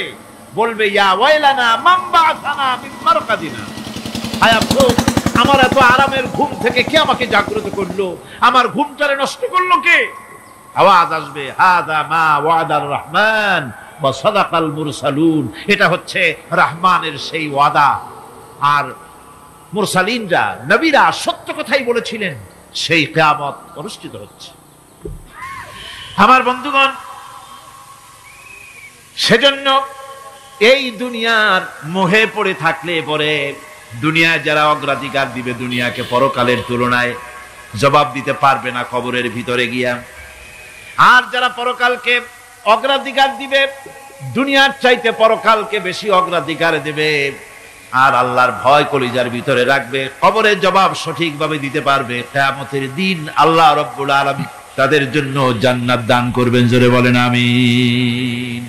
দুনিয়াটা হচ্ছে দুনিয়া যেখানে আমরা আছি। আমি আগেই বলেছি দুনিয়া হচ্ছে আদনা শব্দ থেকে এর উৎপত্তি হয়েছে, তুচ্ছ, নিকৃষ্ট, এটার দাম নাই, এটার মূল্য নাই। হযরত ইবনে কাইয়িম রাহিমাহুল্লাহ নওয়ারাল্লাহু মারকাদাহু ওয়া জাআলাল জান্নাতা মাথওয়াহু, হযরত ইবনে কাইয়িম তিনি বলছেন, সুন্দর করে বলছেন দুনিয়া সম্পর্কে, মা মাদা ফিদ দুনিয়া আহলামুন ওয়া মা বাকিয়া মিনহা আমানি ওয়াল ওয়াক্তু বাইনাহুমা দাইউন। মা মাদা ফিদ দুনিয়া আহলামুন, জীবনের যে অংশ ফেলে এসেছি সেটা আজ একটা স্বপ্ন। ওয়া মা বাকিয়া মিনহা আমানি, আর জীবনের যে অংশ সামনে বাকি আছে সেটা এখন একটা আকাঙ্ক্ষা। ওয়াল ওয়াক্তু বাইনাহুমা দাইউন, আর এর মাঝখান থেকে সময় সব চলে যাচ্ছে। কত বড় কথা চিন্তা করেছেন? জীবনের যে অংশ ফেলে এসেছি তা আজকে স্বপ্ন, তা আজ কি বলেন? স্বপ্ন। আর সামনে যা আছে সেটা আকাঙ্ক্ষা, আর মাঝখান থেকে সময় সব চলে যাচ্ছে। এরপরে তিনি বলছেন وَمَنْ يَسْعَ بِالدُّنْيَا يَكُنْ مِثْلَ قَابِضٍ عَلَى الْمَاءِ خَالَتْهُ فُرُوجُ الْأَصَابِعِ। দুনিয়াদারের অবস্থা হচ্ছে এই, কেউ যদি দুই হাতে পানি খামসায় ধরে, দুই হাতে কি ধরছে বলে, দুই হাতে পানি খামসায় ধরেছে, খুব মজবুত করে ধরেছে, 2 মুঠ পানি, বলেন থাকবে কতটুকু? কতটুকু থাকবে? 1 ফোঁটাও থাকবে না, কারণ তার আঙ্গুলের ফাঁক তার সাথে খেয়ানত করবে, আঙ্গুলের ফাঁক দিয়া পানিগুলি সব বেরিয়ে চলে যাবে। সুতরাং দুনিয়া যারা চায় তারা ঠিক পানি খামসায় ধরলে পানি যেমন হাতের ভেতর থেকে খেয়ানত করে চলে যায়, যারা দুনিয়া চায় দুনিয়াও তাদেরকে এভাবে ফাঁকি দিয়ে চলে যায়। তবুও দুনিয়ার মায়া মানুষের এত বেশি। আল্লাহর নবী বলেন লাউ কানা লি ইবনি আদামা ওয়াদিন মিন যাহাবিন লাহাব্বা ইয়াকুনা লাহু সানিন। এই পৃথিবীতে যদি কাউকে একটা মাঠ ভরে যদি সোনা দেওয়া যায়, লোকটা বলবে রব্বুল আলামিন আমি যদি আরেকটা মাঠ এরকম সোনা ভরা পেতাম, দ্বিতীয় আরেকটা মাঠ দেওয়া হলে আবার বলবে যদি তৃতীয় আরেকটা মাঠ সোনা ভরে যদি পেতাম। নবীজি বলেন ওয়ালা ইয়ামলাউ জাওফু ইবনু আদামা ইল্লা তুরাব। মানুষের পেট 3.5 হাত মাটি ছাড়া, কবরের মাটি ছাড়া মানুষের পেট ভরবে না। আরো চাই, আরো চাই, চাওয়ার কোনো শেষ নাই। মানুষ এভাবে করে দুনিয়ার মহব্বতে এমনি পাগল হয়ে যায়, শুধু দুনিয়ার মহব্বত, পরকালকে বেমালুম ভুলে যায়। আমি কিন্তু এই কথা বুঝাতে চাই নাই যে পরকালের মহব্বতে, পরকালের ভয়তে বা পরকালের জন্য দুনিয়া আপনি বাজার ঘাট, বেচা কিনা, ব্যবসা বাণিজ্য সবকিছু ভুলে যান, না তা নয়। ভুল বোঝার কোনো কারণ নাই। পরকালকে অগ্রাধিকার দিতে হবে, মানে দুনিয়াটা চিরস্থায়ী জায়গা নয়, চিরস্থায়ী হচ্ছে কোনটা? আখিরাত। চিল্লা এখন কোনটা? সুতরাং এখানে যা করতে হবে, আখিরাতে জবাবদিহিমূলক জীবন যাপন করতে হবে। আপনি ব্যবসা করবেন, ওজনে কম দিতে পারবেন না, আপনি খাদ্যে ভেজাল দিতে পারবেন না, চুরি করতে পারবেন না, ডাকাতি করতে পারবেন না, জেনা করতে পারবেন না, বদমাশি করতে পারবেন না, মদ খেতে পারবেন না, সন্ত্রাসী হতে পারবেন না, হাইজ্যাকার হতে পারবেন না, চাঁদাবাজ হতে পারবেন না, মুনাফাখোর হতে পারবেন না, আপনি চোরা কারবারি হতে পারবেন না, ঘুষখোর হতে পারবেন না, সুদখোর হতে পারবেন না।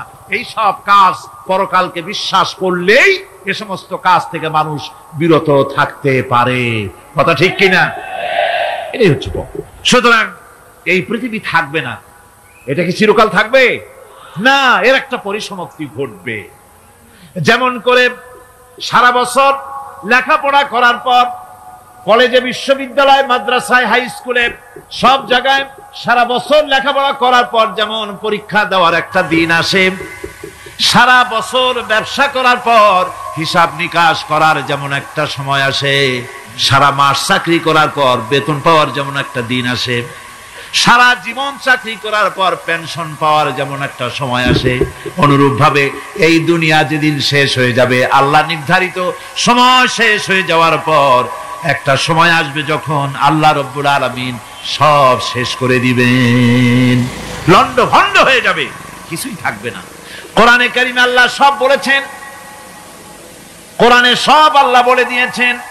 আল্লাহ পাক বলেন এই পৃথিবীর সব কেমন ভাবে ধ্বংস হবে তার চিত্র আল্লাহ পাক কোরআনে কারিমে তুলে ধরেছেন।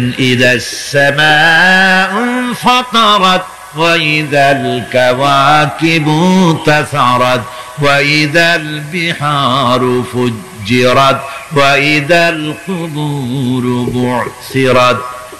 যখন আকাশসমূহ দীর্ণ বিদীর্ণ হয়ে যাবে, তারকাগুলি বিক্ষিপ্ত হয়ে ছিটকে পড়বে, আর সমুদ্রগুলি উচ্ছ্বসিত হয়ে পড়বে, কবরগুলি সব তার ভেতরে যা আছে উদ্গীরণ করে দেবে, তারকাগুলি স্তিমিত হয়ে যাবে।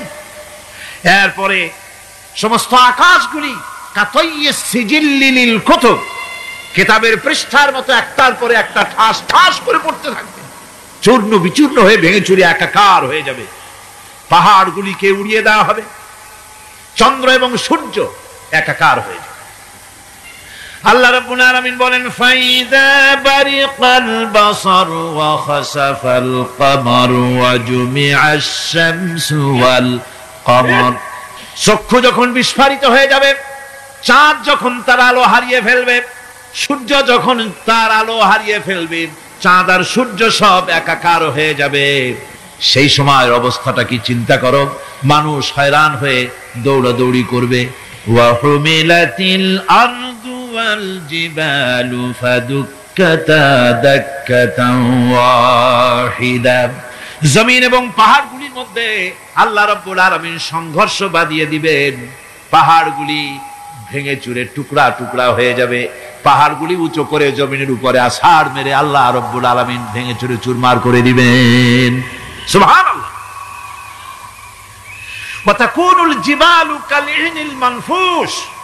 পাহাড়গুলো পেঁজা ধোনা তুলার মতো করে উড়িয়ে দেওয়া হবে, পাহাড় উড়ে যাবে। সুবহানাল্লাহ পড়া। ভাইরা আমার, এই পৃথিবী একদিন পরিসমাপ্তি ঘটবে এবং আল্লাহর দরবারে আমাদেরকে উঠতে হবে এবং সেখানে আমাদের বিচার হবে। সেখানে আমাদের কি হবে? বিচার হবে। আল্লাহ পাক বিচারটাকে নির্ভুল করার জন্য, সঠিক করার জন্য প্রত্যেকের গলায় আমলনামা ঝুলায় রাখছেন। এখানে রেকর্ডের ব্যবস্থা করা হয়েছে।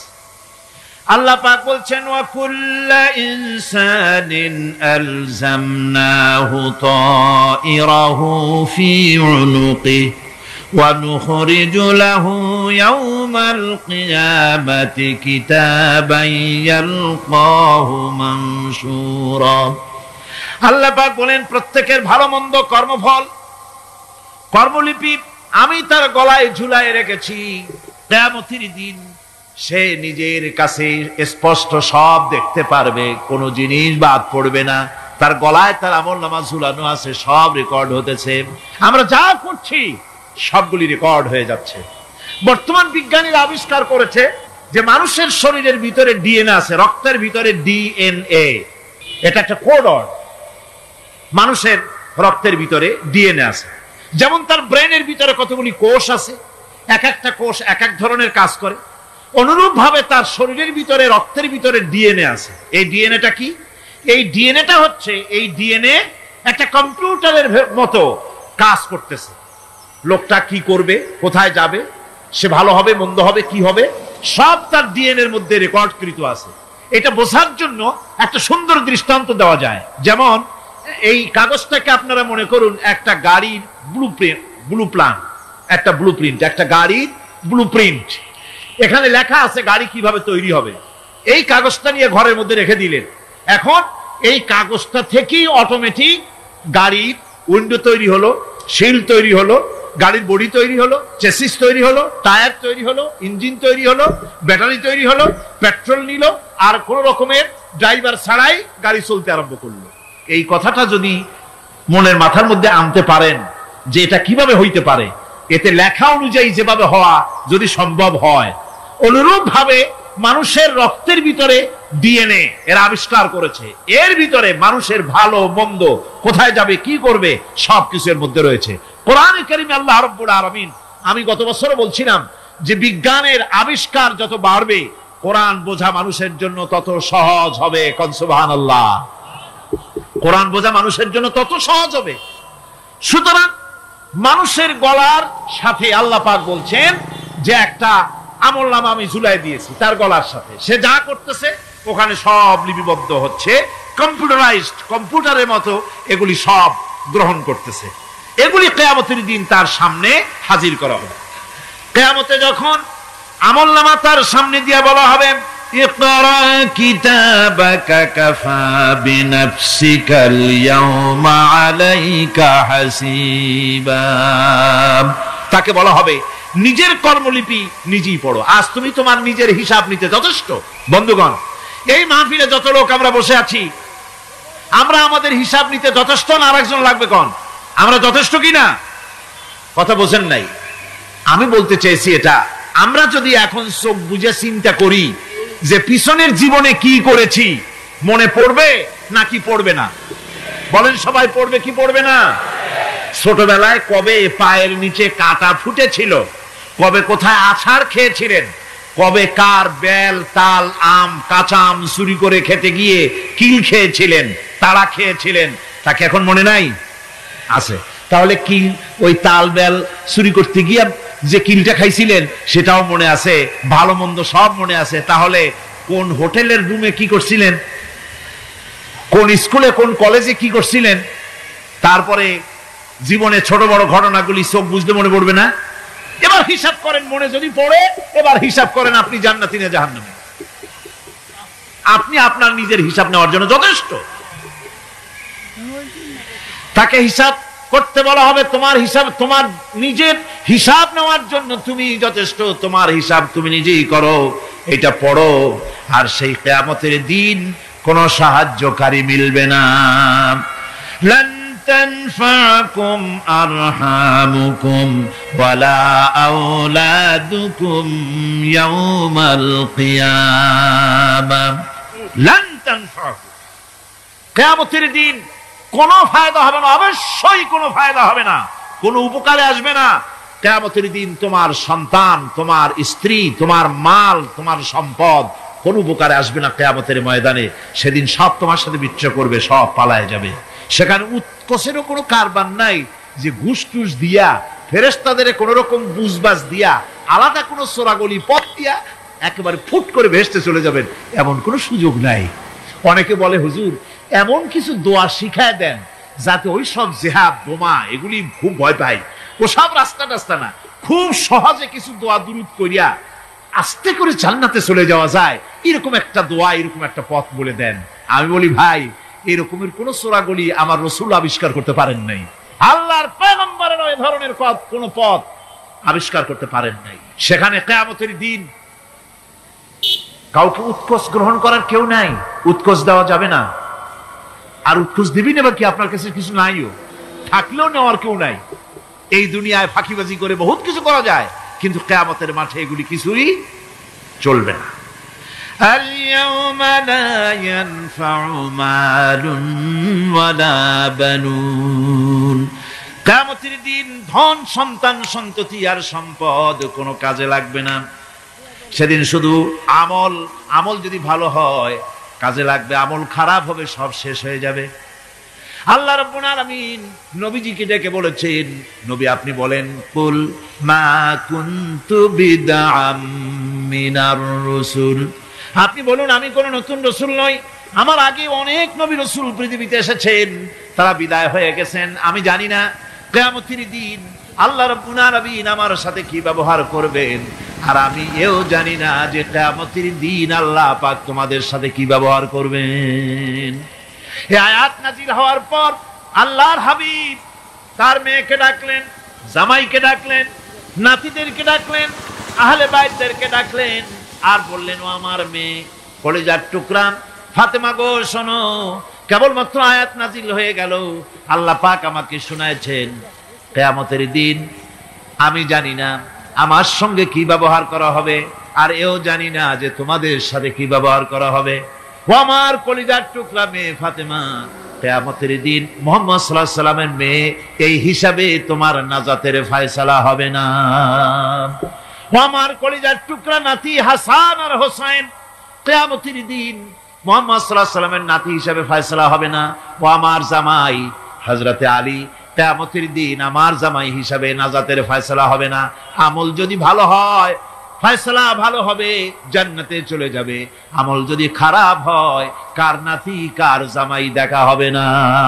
সুবহানাল্লাহ, কঠিন কিয়ামতের মাঠ। এই পরকালের বিশ্বাস যদি কলিজার মধ্যে ঢোকে মানুষ ভালো হয়ে যাবে। কোন সুবহানাল্লাহ। আপনাদের দৃষ্টিতে পারবে, কথার জবাব যে দিলেন না। পুলিশে কি মানুষের চরিত্র ভালো বানাইতে পারবে?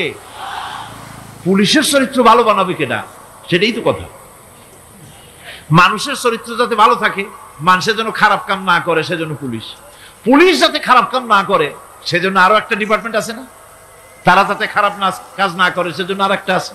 এন্টি করাপশনের আবার এন্টি করাপশন আছে, তার উপর আবার এন্টি করাপশন আছে। এন্টিটার অভাব নাই। সুতরাং পুলিশ দিয়া, বিডিআর দিয়া, আর্মি দিয়া মানুষের, দেশের, জাতির চরিত্র ভালো বানানো যায় না। রাসূলুল্লাহ এ দিয়ে বানান না, এটা ইসলামের নিয়ম নয়। পুলিশ দিয়া, আর্মি দিয়া দেশের মানুষের চরিত্র ভালো বানানো যায় না। চরিত্র ভালো বানানো যায় কেবলমাত্র পরকালের ভয় দিয়া। কি কিসের ভয় দিয়া? ওই যে মক্কার জীবনে ওই সমস্ত মানুষগুলি যারা চুরি করত, ডাকাতি করত, জেনা করত, বদমাশি করত, যারা শয়তানি করত, যারা মানুষকে খুন করত, এই মানুষগুলি এত ভালো হয়ে গেল, যারা চুরি ছেড়ে দিল, ডাকাতি ছেড়ে দিল, জেনা ব্যভিচার ছেড়ে দিল, এত ভালো হয়ে গেল, পৃথিবীর মধ্যে সেরা মানুষ তারা হয়ে গেলেন। জোরে বলেন সুবহানাল্লাহ। নবীর সাহাবীরা পৃথিবীর শ্রেষ্ঠ সন্তান, নবীর সাহাবীরা পৃথিবীর সেরা মানুষ, তাদের চাইতে সেরা মানুষ নবীদের পরে আর কেউ হতে পারে না। জোরে কোন সুবহানাল্লাহ। নবীর পরে পৃথিবীতে শ্রেষ্ঠ মানুষ কারা? সাহাবায়ে কেরাম রিদওয়ানুল্লাহি তাআলা আলাইহিম আজমাইন। ওনারা তো কুফরের মধ্যে ছিলেন, শিরকের মধ্যে ছিলেন, চুরি, ডাকাতি, জেনা, ব্যভিচার এমন কোন পাপ নাই যা করা হয়নি। তারপরে যখন আল্লাহর নবীর কাছ থেকে তাওহীদ, রিসালাত ও আখিরাতের দাওয়াত পেলেন, কি সোনার মানুষ এক একজন হয়ে গেলেন। সুবহানাল্লাহ। যারা ছিলেন নারীর সতীত্বের জম, তারা হয়ে গেলেন নারীর সতীত্বের পাহারাদার। যারা মানুষের মাল চুরি করত, ডাকাতি করত, তারা রাতভর মানুষের মালের পাহারা দিল, মানুষের রক্তের পাহারা দিল। সুবহানাল্লাহ বিহামদি। রক্ত ও সম্পদের পাহারা দিল। রাসূল বললেন, খায়রুল কুরুনে কারনি, সর্বশ্রেষ্ঠ যুগ তো আমার যুগ। বন্ধুগণ, এরপরে একটা জীবন আসবে ওই কিয়ামতের ময়দানে। এই পরকালের বিশ্বাসটা গুরুত্বপূর্ণ ব্যাপার। আমাদের সবকিছুর হিসাব দেওয়া লাগবে। আল্লাহ পাক বলেন, ইন্নাস সামআ ওয়াল বাসারা ওয়াল ফুআদা কুল্লু উলাইকা আনহু মাসউলা। নিঃসন্দেহে মানুষের শ্রবণ শক্তি, দর্শন শক্তি এবং তার অন্তঃকরণের কল্পনা সম্পর্কে আল্লাহ রাব্বুল আলামিনের কাছে জিজ্ঞাসিত হতে হবে। কান দিয়া কি করেছিলা, চোখ দিয়া কি করেছিলা, মুখ দিয়া কি করেছিলে, হাত দিয়ে কি করেছিলে, সবকিছুর জবাব আল্লাহ রাব্বুল আলামিনের কাছে দিতে হবে। সবটার জবাব দিতে হবে, কোনো কিছু বাদ যাবে না। এমনকি মনের ভিতরে যে কল্পনা আমরা করি, এই কল্পনার হিসাবও আল্লাহর দরবারে দিতে হবে। কোরআনে কারীম বলছেন, ওয়া ইন তুবদু মা ফি আনফুসিকুম আও তুখফুহু ইউহাসিবকুম বিহিল্লাহ। মনের ভিতরে তুমি যেটা কল্পনা করো সেটা প্রকাশ করো, অথবা তুমি গোপন রাখো, যাই তুমি করো না কেন, আল্লাহ রাব্বুল আলামিন এর হিসাবও তোমার কাছে নেবেন। ফায়াগফিরু লিমান ইয়াশাউ ওয়া ইউআযযিবু মান ইয়াশাউ ওয়াল্লাহু আলা কুল্লি শাইইন কাদির।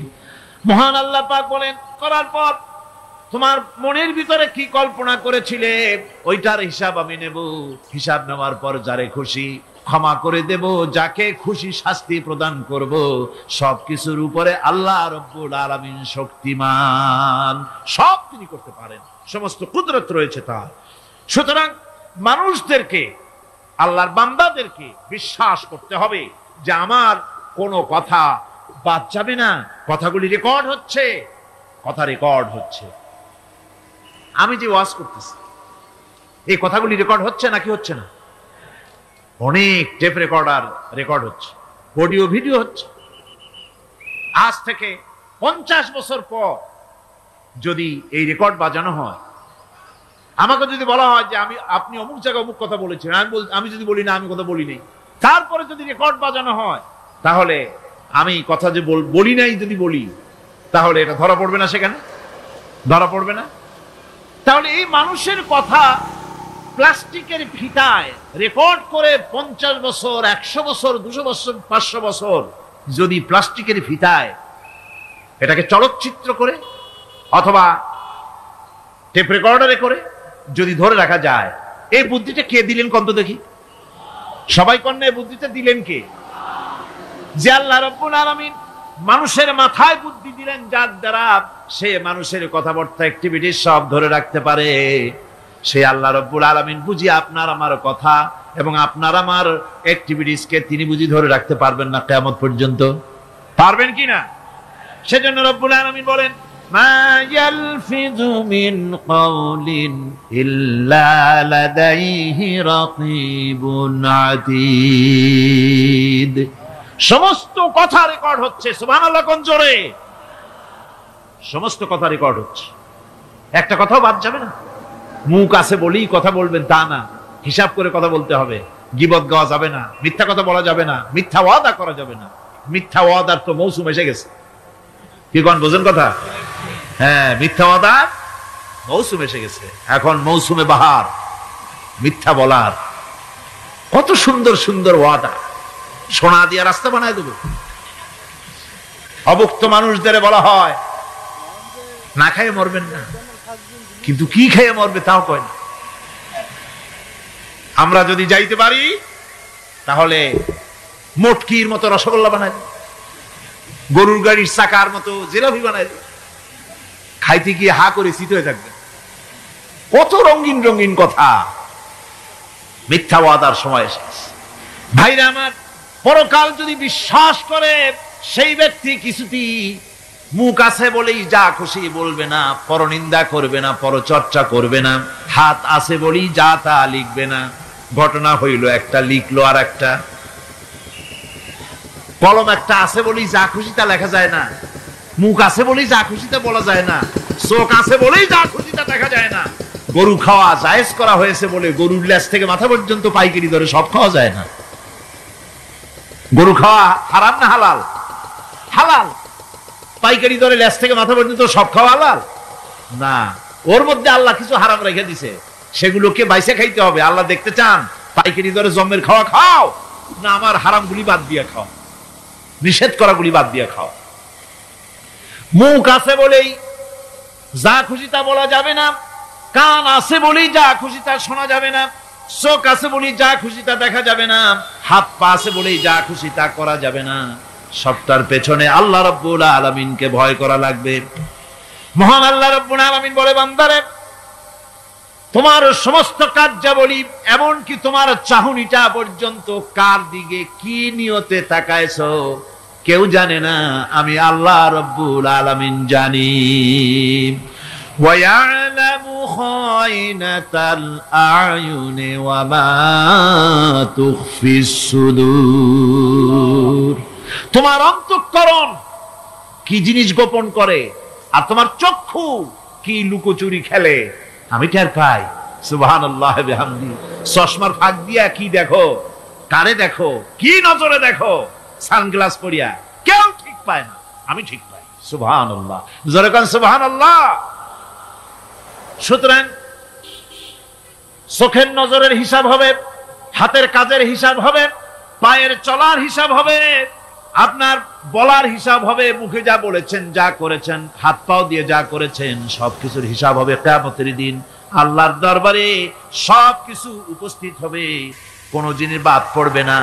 ফামান ইয়ামাল মিসকালা যাররাতিন খায়রান ইয়ারা ওয়া মান ইয়ামাল মিসকালা যাররাতিন শাররান ইয়ারা।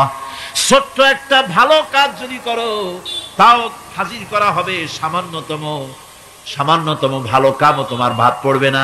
আর ক্ষুদ্রতম কোনো খারাপ কাজ করলে তাও উপস্থিত করা হবে, সব তোমার সামনে, কোনো জিনিস বাদ পড়বে না, সব দেখতে পাবে কিয়ামতের দিন। ভালো কাজটাও আর খারাপ কাজটাও আল্লাহর কাছে সেদিন আল্লাহ পাক মানুষের সামনে উপস্থিত করে দিবেন।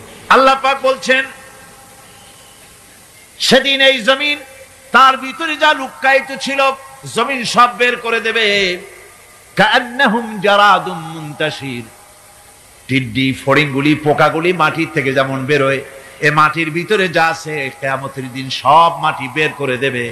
ইযা যুলজিলাতিল আরদু জিলজালাহা ওয়া আখরাজাতিল আরদু আসকালাহা ওয়া ক্বালাল ইনসানু মা লাহা। এ জমিনকে ঝাঁকি মারা হবে প্রবল এক ঝাঁকুনি, প্রবল এক ঝাঁকুনিতে এই পৃথিবীর মধ্যে যা কিছু আছে সব বেরিয়ে যাবে। সুবহানাল্লাহ কইতে ইচ্ছা করে না মিয়ারা? এক ঝাঁকুনিতে পৃথিবী সব বের করে দেবে। মানুষ হয়রান হয়ে বলবে কি হয়েছে, এ মাটির হলোটা কি? আমার বন্ধুগণ, মানুষ হয়রান হয়ে গিয়ে বলবে মাটির কি হলো? আল্লাহ রাব্বুল আলামিন বলেন ইয়াউমাইদিন তুহাদ্দিসু আখবারাহা বিআন্না রাব্বাকা আওহালাহা। জমিনের উপরে যা ঘটেছে জমিন তা সব বের করে দেবে, সব প্রকাশ করে দেবে। আর এটা এই জন্য হবে যেহেতু তার রবের হুকুম হয়েছে, তার রব হুকুম করেছে বের করে দে। জমিনের ভিতরে আছে যা সব বেরিয়ে যাবে, আকাশ ভেঙে পড়বে, পাহাড় উড়ে যাবে, জমিনের ভিতরে যা আছে সব উপরে চলে আসবে। পৃথিবীতে সব শেষ, কিচ্ছু নাই, আকাশ নাই, পাহাড় নাই, সমুদ্র নাই, সব একাকার। চন্দ্র নাই, সূর্য নাই, তারকা নাই, গ্যালাক্সি নাই, মহাশূন্য নাই, সব শেষ। আল্লাহ রাব্বুল আলামিন সমস্ত ফেরেশতাদেরকে শেষ করে দিবেন, সকলের মওত হয়ে যাবে, কেউ আর থাকবে না। এমনকি হযরতে আজরাইল মালাকুল মউত তিনিও থাকবেন না। সব আল্লাহ রাব্বুল আলামিন মৃত্যু করে দিবেন। এরপরে আল্লাহ রাব্বুল আলামিন একা তিনি বলবেন ইয়া দুনিয়া, ইয়া দুনিয়া আইনা আনহারুকি, এ পৃথিবী তোর সেই সমুদ্রগুলি কোথায়, নদীগুলি কোথায়? ইয়া দুনিয়া আইনা আশজারুকি, হে দুনিয়া তোমার গাছগুলি কোথায়? এত বন বনানি, এত গাছ ছিল। ইয়া দুনিয়া আইনা জিবালুকি, এ পৃথিবী তোর জমিনে যত পাহাড় ছিল পাহাড়গুলি কই? যত স্বৈরাচার ছিল জমিনের উপরে, যারা স্বৈরাচারী বৃত্তি নিয়ে মানুষ ধ্বংস করেছে, দেশ ধ্বংস করেছে, মায়ের বুক খালি করেছে, ওই স্বৈরাচারগুলি কই? কোনো জবাব নাই। আল্লাহ পাকের পরে বলবেন লিমানিল মুলকুল ইয়াউম, কার রাজত্ব আজকে? রাজত্বটা কার? আল্লাহ তিনবার আওয়াজ দিবে, আজকে রাজত্ব কার? আল্লাহ পাক যখন তিনবার করে ডাক দিবেন, কোনো জবাব নাই, কোনো জবাব নাই। কে জবাব দেবে? আল্লাহ রাব্বুল আলামিনের সামনে কার ক্ষমতা আছে কথা বলার? কেউ তো নাই, সব শেষ। আল্লাহ পাক বলবেন লিল্লাহিল ওয়াহিদুল কাহ্হার, একমাত্র পরাক্রমশালী আল্লাহ রাব্বুল আলামিনের রাজত্ব আছে। সেই হাসরের মাঠে আমাদের সকলকে উপস্থিত হয়ে যেতে হবে। কেউ আমরা এখান থেকে বাঁচতে পারবো না, সবাইকে উঠতে হবে। অপরাধীরা সেখানে অসহায় হয়ে যাবে, অপরাধীরা অসহায় হয়ে যাবে।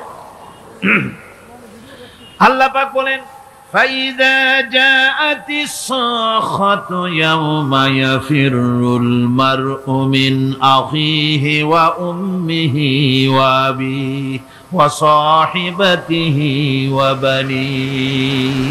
অবশেষে যখন কান ফাটানো আওয়াজ আসবে, এই আওয়াজ সেদিন মানুষ নিজের মা বাপ ভাই বোন সব থেকে বিচ্ছিন্ন হয়ে যাবে, সব একের থেকে আরেকজন পালায় যাবে, হারায় যাবে, কেউ কাউকে আর খুঁজে পাবে না। সেদিন ওই কিয়ামতের মাঠে বিভীষিকাময় দৃশ্য, মানুষ হয়রান হয়ে যাবে। মাথার এক হাত অথবা অর্ধ মাইল অথবা এক বিগত এতটুকুন উপরে ওই প্রকাণ্ড সূর্যটার তাপ আসবে, গুনাহগারের মাথার চান্দি ফেটে গিয়া মগজগুলি গলে গলে নাক কান দিয়ে বেয়ে পড়তে লাগবে, জিহ্বাটা কুকুরের মতো ঝুলে নাভিস্থল পর্যন্ত পড়ে যাবে, মাটিটা সূর্যের উত্তাপে তামার মতো গরম হয়ে যাবে, সারা হাসর জুড়ে আওয়াজ হবে পানি পানি পানি। মানুষেরা হয়রান হয়ে যাবে সে হাসরের ময়দানে। এই চরম কষ্টের ভিতরে আল্লাহ রাব্বুল আলামিন বলেন সেদিন দুটো ভাগ হয়ে যাবে। একদল মানুষের চেহারা আলোয় ঝলমল হয়ে যাবে, আর একদল মানুষের চেহারাগুলি কালো হয়ে যাবে। উজুহু ইয়াওমাইদিন মুসফিরাতুন দাহিকাতুন মুস্তাবশিরা ওয়া উজুহু ইয়াওমাইদিন আলাইহা গাবারা। আল্লাহ পাক বলেন এক শ্রেণীর মানুষের চেহারা হাস্যোজ্জ্বল ঝলমলে হয়ে যাবে, আর এক শ্রেণীর মানুষের চেহারাগুলি কালো হয়ে যাবে। তারহাকুহা কাতারা উলাইকা হুমুল কাফারাতুল ফাজারা। হাস্যোজ্জ্বল, স্বচ্ছন্দপূর্ণ, সুন্দর, উজ্জ্বল ঝলমলে চেহারা হবে ঈমান আনার কারণে, পরকালকে বিশ্বাস করার কারণে, আল্লাহ এবং রসুলের কথা অনুযায়ী জীবন যাপনের কারণে চেহারাটা উজ্জ্বল হয়ে যাবে। আর আল্লাহর নাফরমানি, রসুলের নাফরমানি, পরকালকে অস্বীকার করার কারণে কাফেরগুলির চেহারা, মুনাফিকগুলির চেহারা কালো হয়ে যাবে। ঘুমাইতে চায়, হাতের শরীরের সমস্ত অঙ্গ প্রত্যঙ্গ ঘুমের কোলে নিবেদিত হয়ে যেতে চায়। ঘুম না আসলে হাত আর চলে না, মাথায় আর ভাবতে ইচ্ছা করে না, পাও আর চলতে চায় না, হার্টবিট বেড়ে যায়, আর ঘুমালে পরে সব শান্ত হয়ে যায়। সুবহানাল্লাহ কব না? আল্লাহ রাব্বুল আলামিন বলেন, এই নিদ্রা কি, এই ঘুমকে আমি তোমাদের জন্য শান্তির বাহন বানিয়ে দিয়েছি।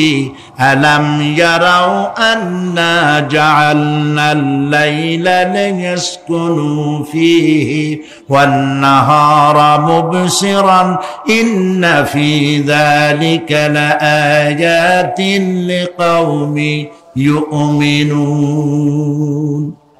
তারা কি আল্লাহ পাকের এই কুদরতের কথা চিন্তা করে না, যে আমি রাতের আধার দিয়ে ধরনীর বুক ছেয়ে দেই, দিনের উজ্জ্বলতা, কোলাহল, গাড়ির আওয়াজ, ভ্যাঁ ভোঁ আওয়াজ হচ্ছে, কলকারখানা আওয়াজ হচ্ছে, সূর্যের বিরাট তাপ, ঘুম আসে না। সারাদিন কাজ করার পর শরীরের আরাম দেওয়ার জন্য রাতের একটি কালো চাদর পৃথিবীর উপরে আমি বিছায় দেই।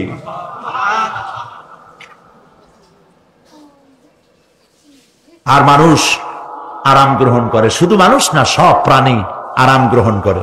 সুবহানাল্লাহ। এবং এরপরে দিনের আলো দিয়ে উদ্ভাসিত করি, যেন বিশ্রামের পর নতুন করে আবার কাজের সমস্ত উদ্দীপনা নিয়ে নতুন করে কাজে ঝাঁপিয়ে পড়তে পারে। কয়েক ঘন্টা অথবা সারাদিন হাড় ভাঙা খাটুনি খেটেছে, রিক্সা চালাইছে, গাড়ি চালাইছে, আড়াই মনের বস্তা মাথায় করে টেনেছে, চিন্তা ভাবনা করেছে।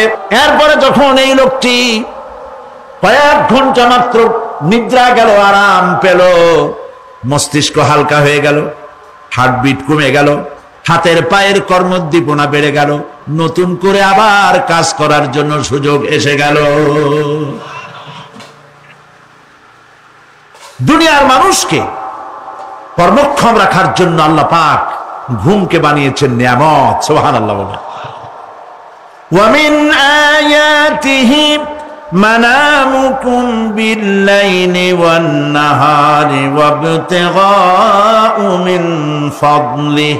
আল্লাহ পাক বলেন, তোমাদের রাত আর দিনের বেলায় নিদ্রা যাওয়া, এবং এটাই হচ্ছে তার অনুগ্রহ।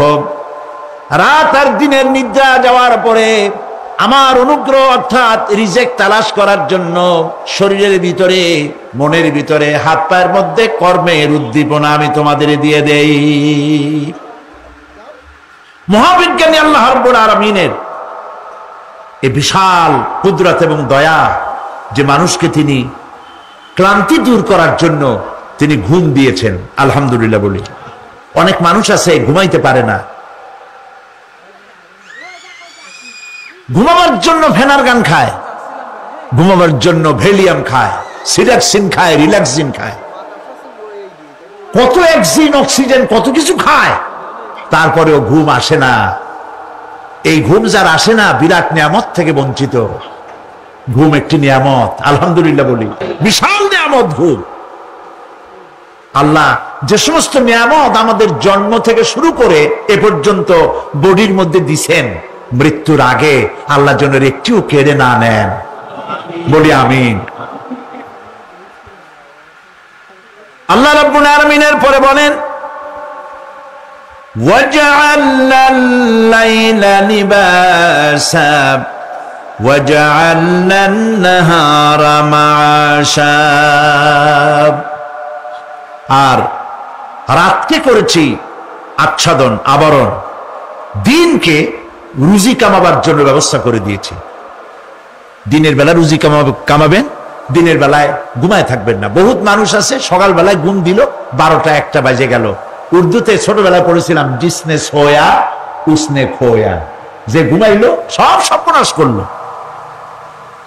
অসময় ঘুমানো, অসময় ঘুমানো সর্বনাশ হয়ে যাবে সব।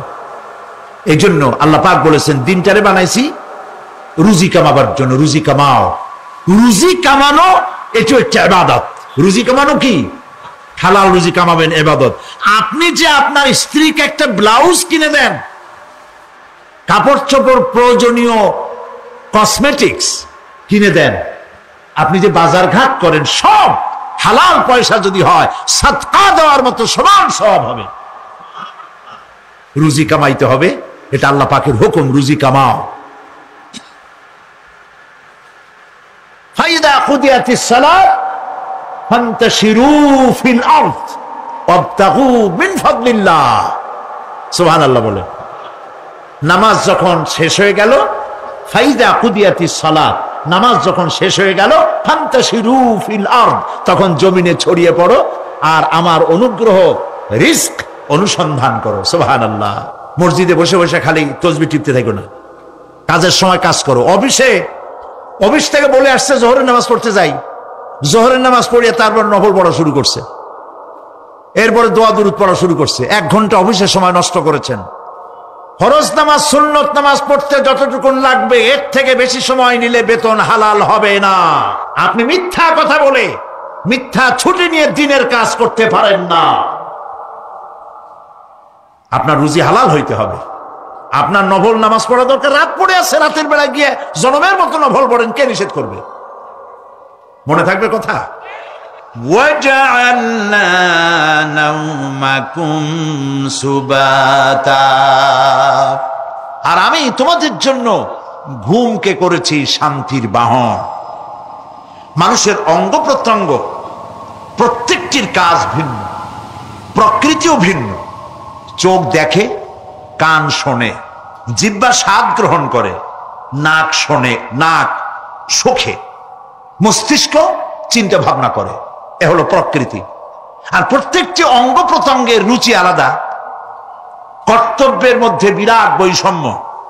যেমন চোখ রঙিন এবং সুন্দর জিনিস দেখতে ভালোবাসে, ঠিক কিনা? বলেন ঠিক কিনা? একটা খারাপ জিনিসের দিক চোখ পড়লেই মানুষ তাড়াতাড়ি চোখ ফিরায় নেয়, ঠিক না? চোখ সুন্দর এবং রঙিন জিনিস দেখতে ভালোবাসে। কান সুমধুর সুর শুনতে ভালোবাসে, উৎসাহ বোধ করে। আর হাত নরম এবং মসৃণ জিনিসে স্পর্শ করতে উৎসাহ বোধ করে।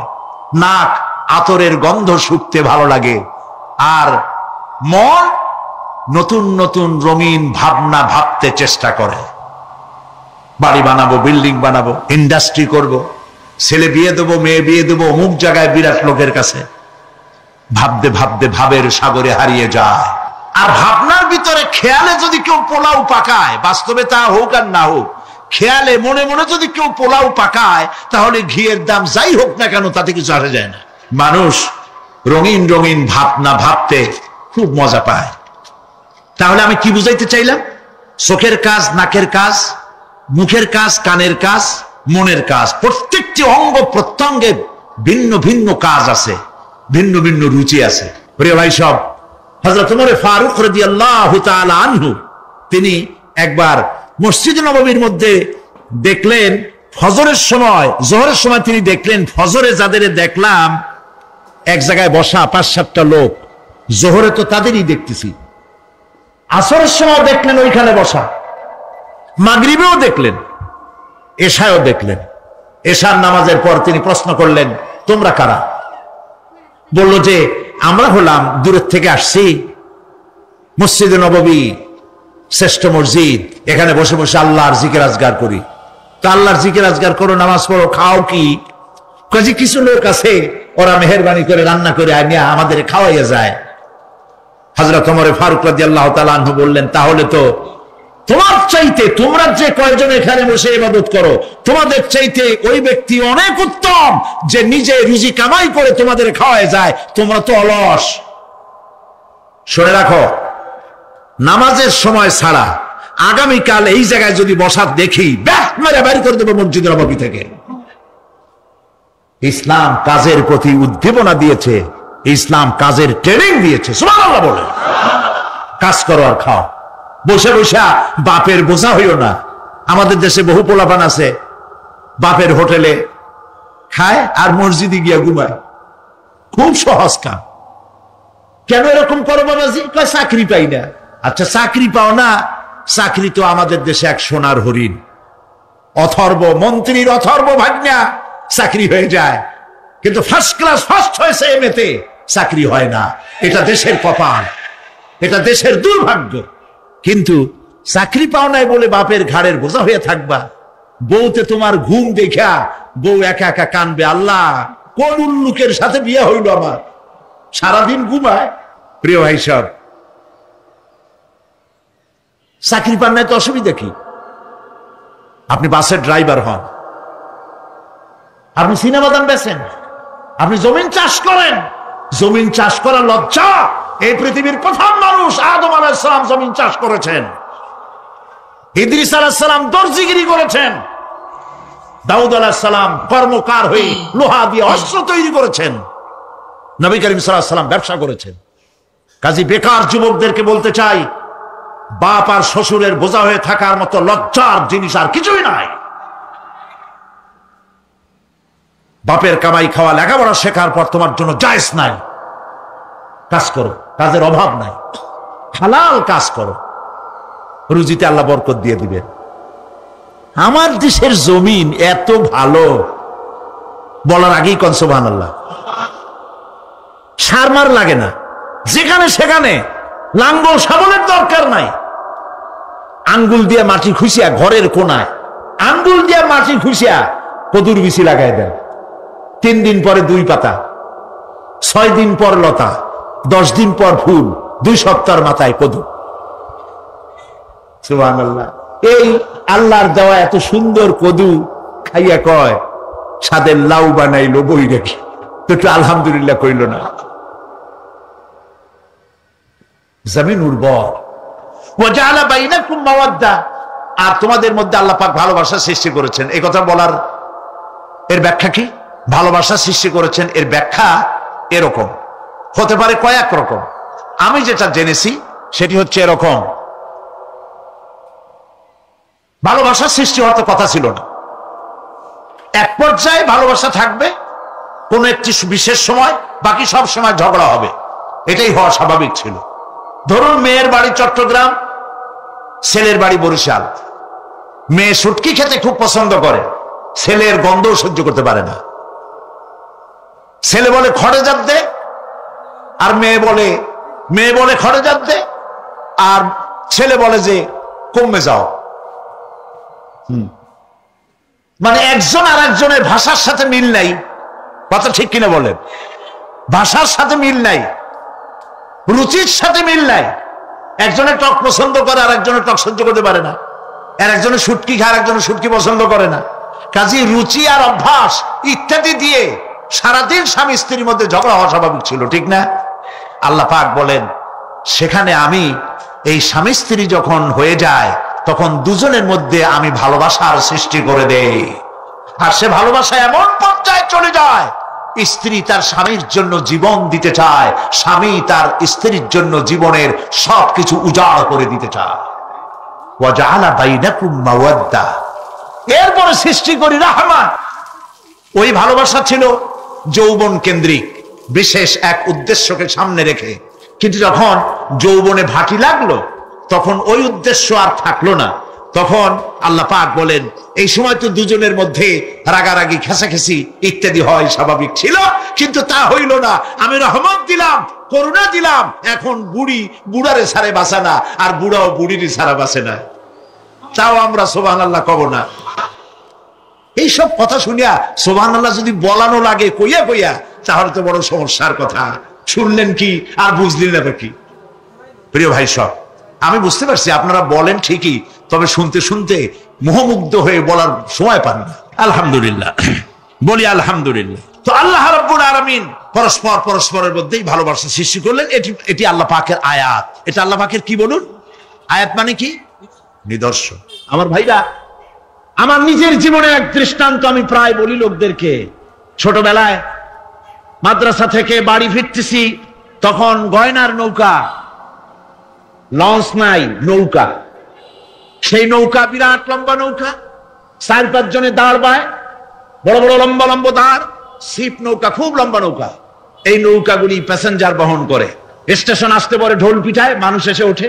রাতের বেলায় চলতে হয়, রাতেই এগুলো চলতো বেশি, আজকাল এগুলি আর নাই। সেই নৌকার মাঝখানে থাকতো বাঁশ পোতা, দুই দিকে মানুষ শোবে, নৌকার দুই দিকে মাথা দিয়ে, একদিকে পা দিয়ে শোবে। ছাত্র জীবন শুয়ে আছে এরকম করে, কিন্তু পা লম্বা করা যায় না, পা লম্বা করলে আর একজনের বুকের উপরে গিয়ে ওঠে। এভাবে করে পা কতক্ষণ গোটো করে রাখা যায়? কিছুক্ষণ পর মনের মধ্যে চিন্তা জাগলো যে আল্লাহ, হাঁটুতে তো ব্যথা করতেছে, এই হাঁটুগুলি যদি নাট বল্টুর মতো মোড়ায় মোড়ায় খোলার সিস্টেম করে দিতে, তাহলে তো এখন কষ্ট হতো না। ঠ্যাংডারে মোড়ায়া খুলিয়া তারপরে ব্যাগের মধ্যে ভরিয়া বালিশের কাজে হতো, ঠ্যাংও ব্যথা করতো না। ছাত্র হলে যত চিন্তা মাথার মধ্যে আসে, এইসব চিন্তা, কেলুর মধ্যে একটা মুড়ি প্যাঁচ হলে ভালো হইতো, এইসব চিন্তা করতেছে। চিন্তা করে করে এক ফাঁকে ঘুম এসে গেল। সকালবেলায় নৌকা যখন ফিরেছে স্টেশনে, ঘুম ভেঙে গেল যাত্রীদের চিৎকারে। একজন বলছে আমার মানি ব্যাগ চুরি হয়েছে, আর একজন বললো আমার হ্যান্ড ব্যাগ গেছে, আর একজন বলছে আমার ব্রিফ কেস গেছে, চোরে নিয়ে গেছে। ওরা তো যার যার হারানো জিনিস নিয়ে ব্যস্ত। আমি তখন তওবা করতেছি যে আল্লাহ, আমার বুদ্ধিমতো যে বুদ্ধি রাত্রে করলাম, এই বুদ্ধিমতো যদি মানুষের হাতে এবং কেনুতে থাকতো নাট বল্টুর মতো করে মুড়ি পেঁয়াজ দেওয়া, আর ওইগুলি যদি থাকতো ব্রিফকেসের মধ্যে, হ্যান্ডব্যাগের মধ্যে, তাহলে তো সকালবেলায় শুনতাম কেউ বলতো যে আল্লাহ আমার তো ঠ্যাং চুরি হয়ে গেছে, কেউ বলতো আমার তো হাত চুরি হয়ে গেছে। আল্লাহ আল্লাহ আল্লাহ আল্লাহ, আল্লাহু আকবার। আল্লাহ সুবহানাহু ওয়া তাআলা কি সুন্দর করে তৈরি করেছেন। এত হাল তারা মিন ফুতুর, আমার সৃষ্টি নৈপুণ্যতার ভেতরে কোনো ভুল দেখতে পাও? কোনো ভুল পাবে না। আমার সৃষ্টি নৈপুণ্যতার ভেতরে কোনো ভুল নাই। সুবহানাল্লাহি বিহামদিহি, সুবহানাল্লাহি বিহামদিহি। এত সুন্দর করে আল্লাহ সুবহানাহু ওয়া তাআলা মানুষ সৃষ্টি করলেন। খলাকাল ইনসান আল্লামাহুল বায়ান, তিনি মানুষকে কথা বলা শিখিয়েছেন, তিনি মানুষকে সৃষ্টি করেছেন এত সুন্দর করে, চামড়া দিয়ে, সুন্দর করে চোখ দিয়ে, চুল দিয়ে, মুখ দিয়ে, কি সুন্দর করে বানিয়েছেন। সুবহানাল্লাহ। দেখুন, পায়ের তালুর চামড়া একরকম, তলার চামড়া আর এক রকম, বুকের চামড়া একরকম, পিঠের চামড়া আর এক রকম, ঠিক কিনা কর? পায়ের উপরের যে চামড়া, ওই চামড়াটা যদি পায়ের তলায় হতো, 2 দিনও হাঁটা যেত না, প্রতি সপ্তাহে 3 বার করে হাফসুল করা লাগতো। কোন ঠিক কিনা? আল্লাহ সুবহানাহু ওয়া তাআলা যেখানে যেটা দরকার তাই দিয়েছেন। আর ওরা বলে কি, কয় যে আল্লাহ নাই, দেয়ার ইজ নো গড। ছাগল কোথাকার।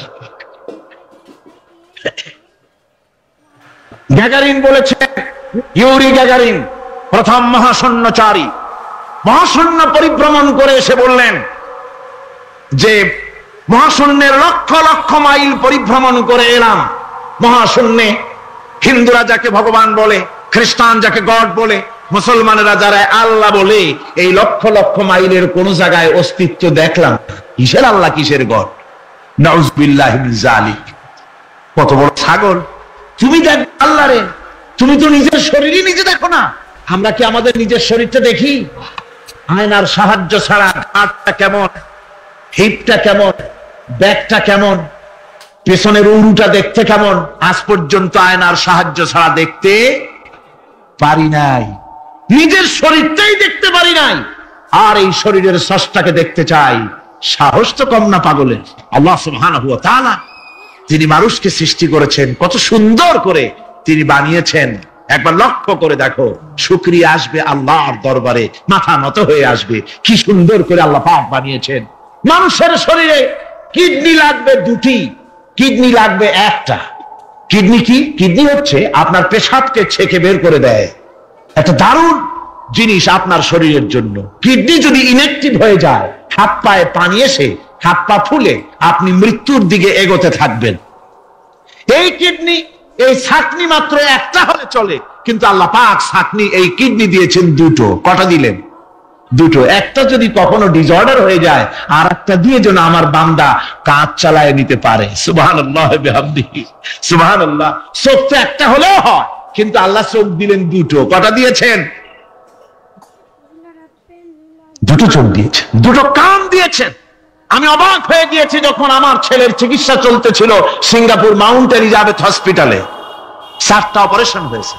আমার ছেলে কারিবুল মত, একেবারে মৃত্যুর দুয়ারে চলে গিয়েছিল। 7টি অপারেশন, 40 ব্যাগ রক্ত লেগেছে। 2.5 ফিট তার ইন্টেস্টাইন কেটে ফেলেছে, 2.5 ফিট খাদ্যনালী কেটে ফেলে দিয়েছে। আমি ডাক্তারকে জিজ্ঞেস করলাম, সার্জনকে, 2.5 ফিট তার খাদ্যনালী তুমি কেটে ফেললে, তা আমার এই ছেলে খেয়ে হজম করবে কি করে? তার খাওয়াটা হয় প্রবলেম হবে না? ডাক্তার আমাকে যা বলল, শোনা মাত্র আমার চোখে পানি এসে গেল। ডাক্তার বলল, তুমি জানো না, আমি তো মাত্র 2.5 ফিট কেটেছি। তোমার স্রষ্টা, এই পৃথিবীর স্রষ্টা মানুষ যিনি সৃষ্টি করেছেন, প্রত্যেক মানুষের পেটের ভিতরে এই খাদ্যনালীকে রব্বুল আলামিন 22 ফিট লম্বা করেছেন। আমি তো মাত্র 2.5 ফিট কেটেছি। কোন প্রয়োজনে যদি কাটতে কাটতে আরো কাটা হয়, 10 ফিটও কাটা হয়, কষ্ট হবে না। সুবহানাল্লাহ ওয়া বিহামদিহি। তার শ্বাস নেওয়ার জন্য, প্রশ্বাস নেওয়ার জন্য কি ব্যবস্থা আল্লাহ পাক করেছেন। হার্ট, মানুষের হার্ট বিট হচ্ছে, এটাকে হার্টবিট যেটা হয়, সংকোচন সম্প্রসারণ। এই যে মানুষ, ডাক্তাররা বলে রোগী হার্ট অ্যাটাক করেছে, হার্ট অ্যাটাক করেছে। হার্ট অ্যাটাক করবে, অ্যাটাকটা কি? অ্যাটাকটা হচ্ছে সংকোচন সম্প্রসারণ, সংকোচন সম্প্রসারণ, এরকম হচ্ছে। ফট করে এটা অ্যাটাক করলো, আর যদি ছেড়ে না দেয়, এটাই অ্যাটাক করা, এটাই তার জীবনটা শেষ হয়ে যাওয়া। ডাক্তাররা বলেছেন যে মানুষের শরীরের সবকিছু চিন্তা করে, গবেষণা করে বহুত কিছু বুঝেছি, কিন্তু হার্টটা এরকম পাঞ্চিং কেন করে, এই জিনিস আজও পর্যন্ত আমাদের মাথায় ঢোকে নাই। সুবহানাল্লাহ। আল্লাহ পাক কি সুন্দর করে এই পাঞ্চিং এর মাধ্যমে, হার্ট যেভাবে করতেছে, এই পাঞ্চিং এর মাধ্যমে সমস্ত শরীরের রক্তগুলি পা থেকে শুরু করে মাথা পর্যন্ত সব ছড়িয়ে দেওয়া হচ্ছে, এভাবে এভাবে ছড়িয়ে দেওয়া হচ্ছে, যাতে করে মানুষ জীবিত থাকে, শরীরের রক্ত গরম থাকে, হিম শীতল হয়ে মানুষ যেন মারা না যায়। এই জন্য আল্লাহ সুবহানাহু ওয়া তাআলা এত সুন্দর ব্যবস্থা করেছেন। এক সময় আঘাত পেয়ে অনেকগুলি রক্ত যদি পড়ে যায়, মানুষ রক্ত শূন্যতায় মরবে না, আবার খানিকটা রক্ত রিজার্ভও থাকে, আল্লাহ পাক রিজার্ভ করে রাখেন। স্পঞ্জের ভিতরে পানি থাকলে উপর থেকে টের পাওয়া যায়, ওরকম খানিকটা রক্ত আল্লাহ শরীরের ভিতরে রিজার্ভ করে গেছেন। এই জন্য বড় বড় ডাক্তাররা, বড় বড় ডাক্তার, বড় বড় বিজ্ঞানী কখনোই নাস্তিক হয় না। এইসব দৃশ্য দেখে তারা মনে করে নিশ্চয়ই একজন কেউ আছেন যিনি এগুলি তৈরি করেছেন, এগুলি এমনি এমনি হয় নাই। যিনি তৈরি করেছেন তিনি কে? তিনি হচ্ছেন আল্লাহ সুবহানাহু ওয়া তাআলা। তিনি এগুলি সৃষ্টি করেছেন, তিনি এগুলি তৈরি করেছেন। ওই আল্লাহ পাকের কাছেই আমাদের সকলকেই ফিরে যেতে হবে। আল্লাহ রাব্বুল আলামিন তিনি বলছেন, আমি মানুষ সৃষ্টি করেছি, খালাকাল ইনসানা আল্লামাহুল বায়ান। মানুষ সৃষ্টি করেছি, শুধু মানুষকে সৃষ্টি করি নাই, আমি আবার তার জোড়াও তৈরি করে দিয়েছি। মানুষ একা একা না, পৃথিবীতে সব জোড়ায় জোড়ায় তৈরি করেছি। উদ্ভিদের মধ্যে জোড়া তৈরি করেছি, প্রাণী জগতের মধ্যে জোড়া তৈরি করেছি। এই দুনিয়ার ভিতরে যা কিছু আছে, উদ্ভিদ হোক আর মানুষ হোক, প্রাণী জগৎ হোক, সবগুলিকে আমি আল্লাহ জোড়া বানাইছি, জোড়ায় জোড়ায় নর এবং নারী সবগুলির মধ্যে করে দিয়েছি। ওয়া মিন আয়াতিহি আন খালাকা লাকুম মিন আনফুসিকুম আজওয়াজান লিতাসকুনু ইলাইহা ওয়া জাআলা বাইনাকুম মাওয়াদ্দাতান ওয়া রাহমা।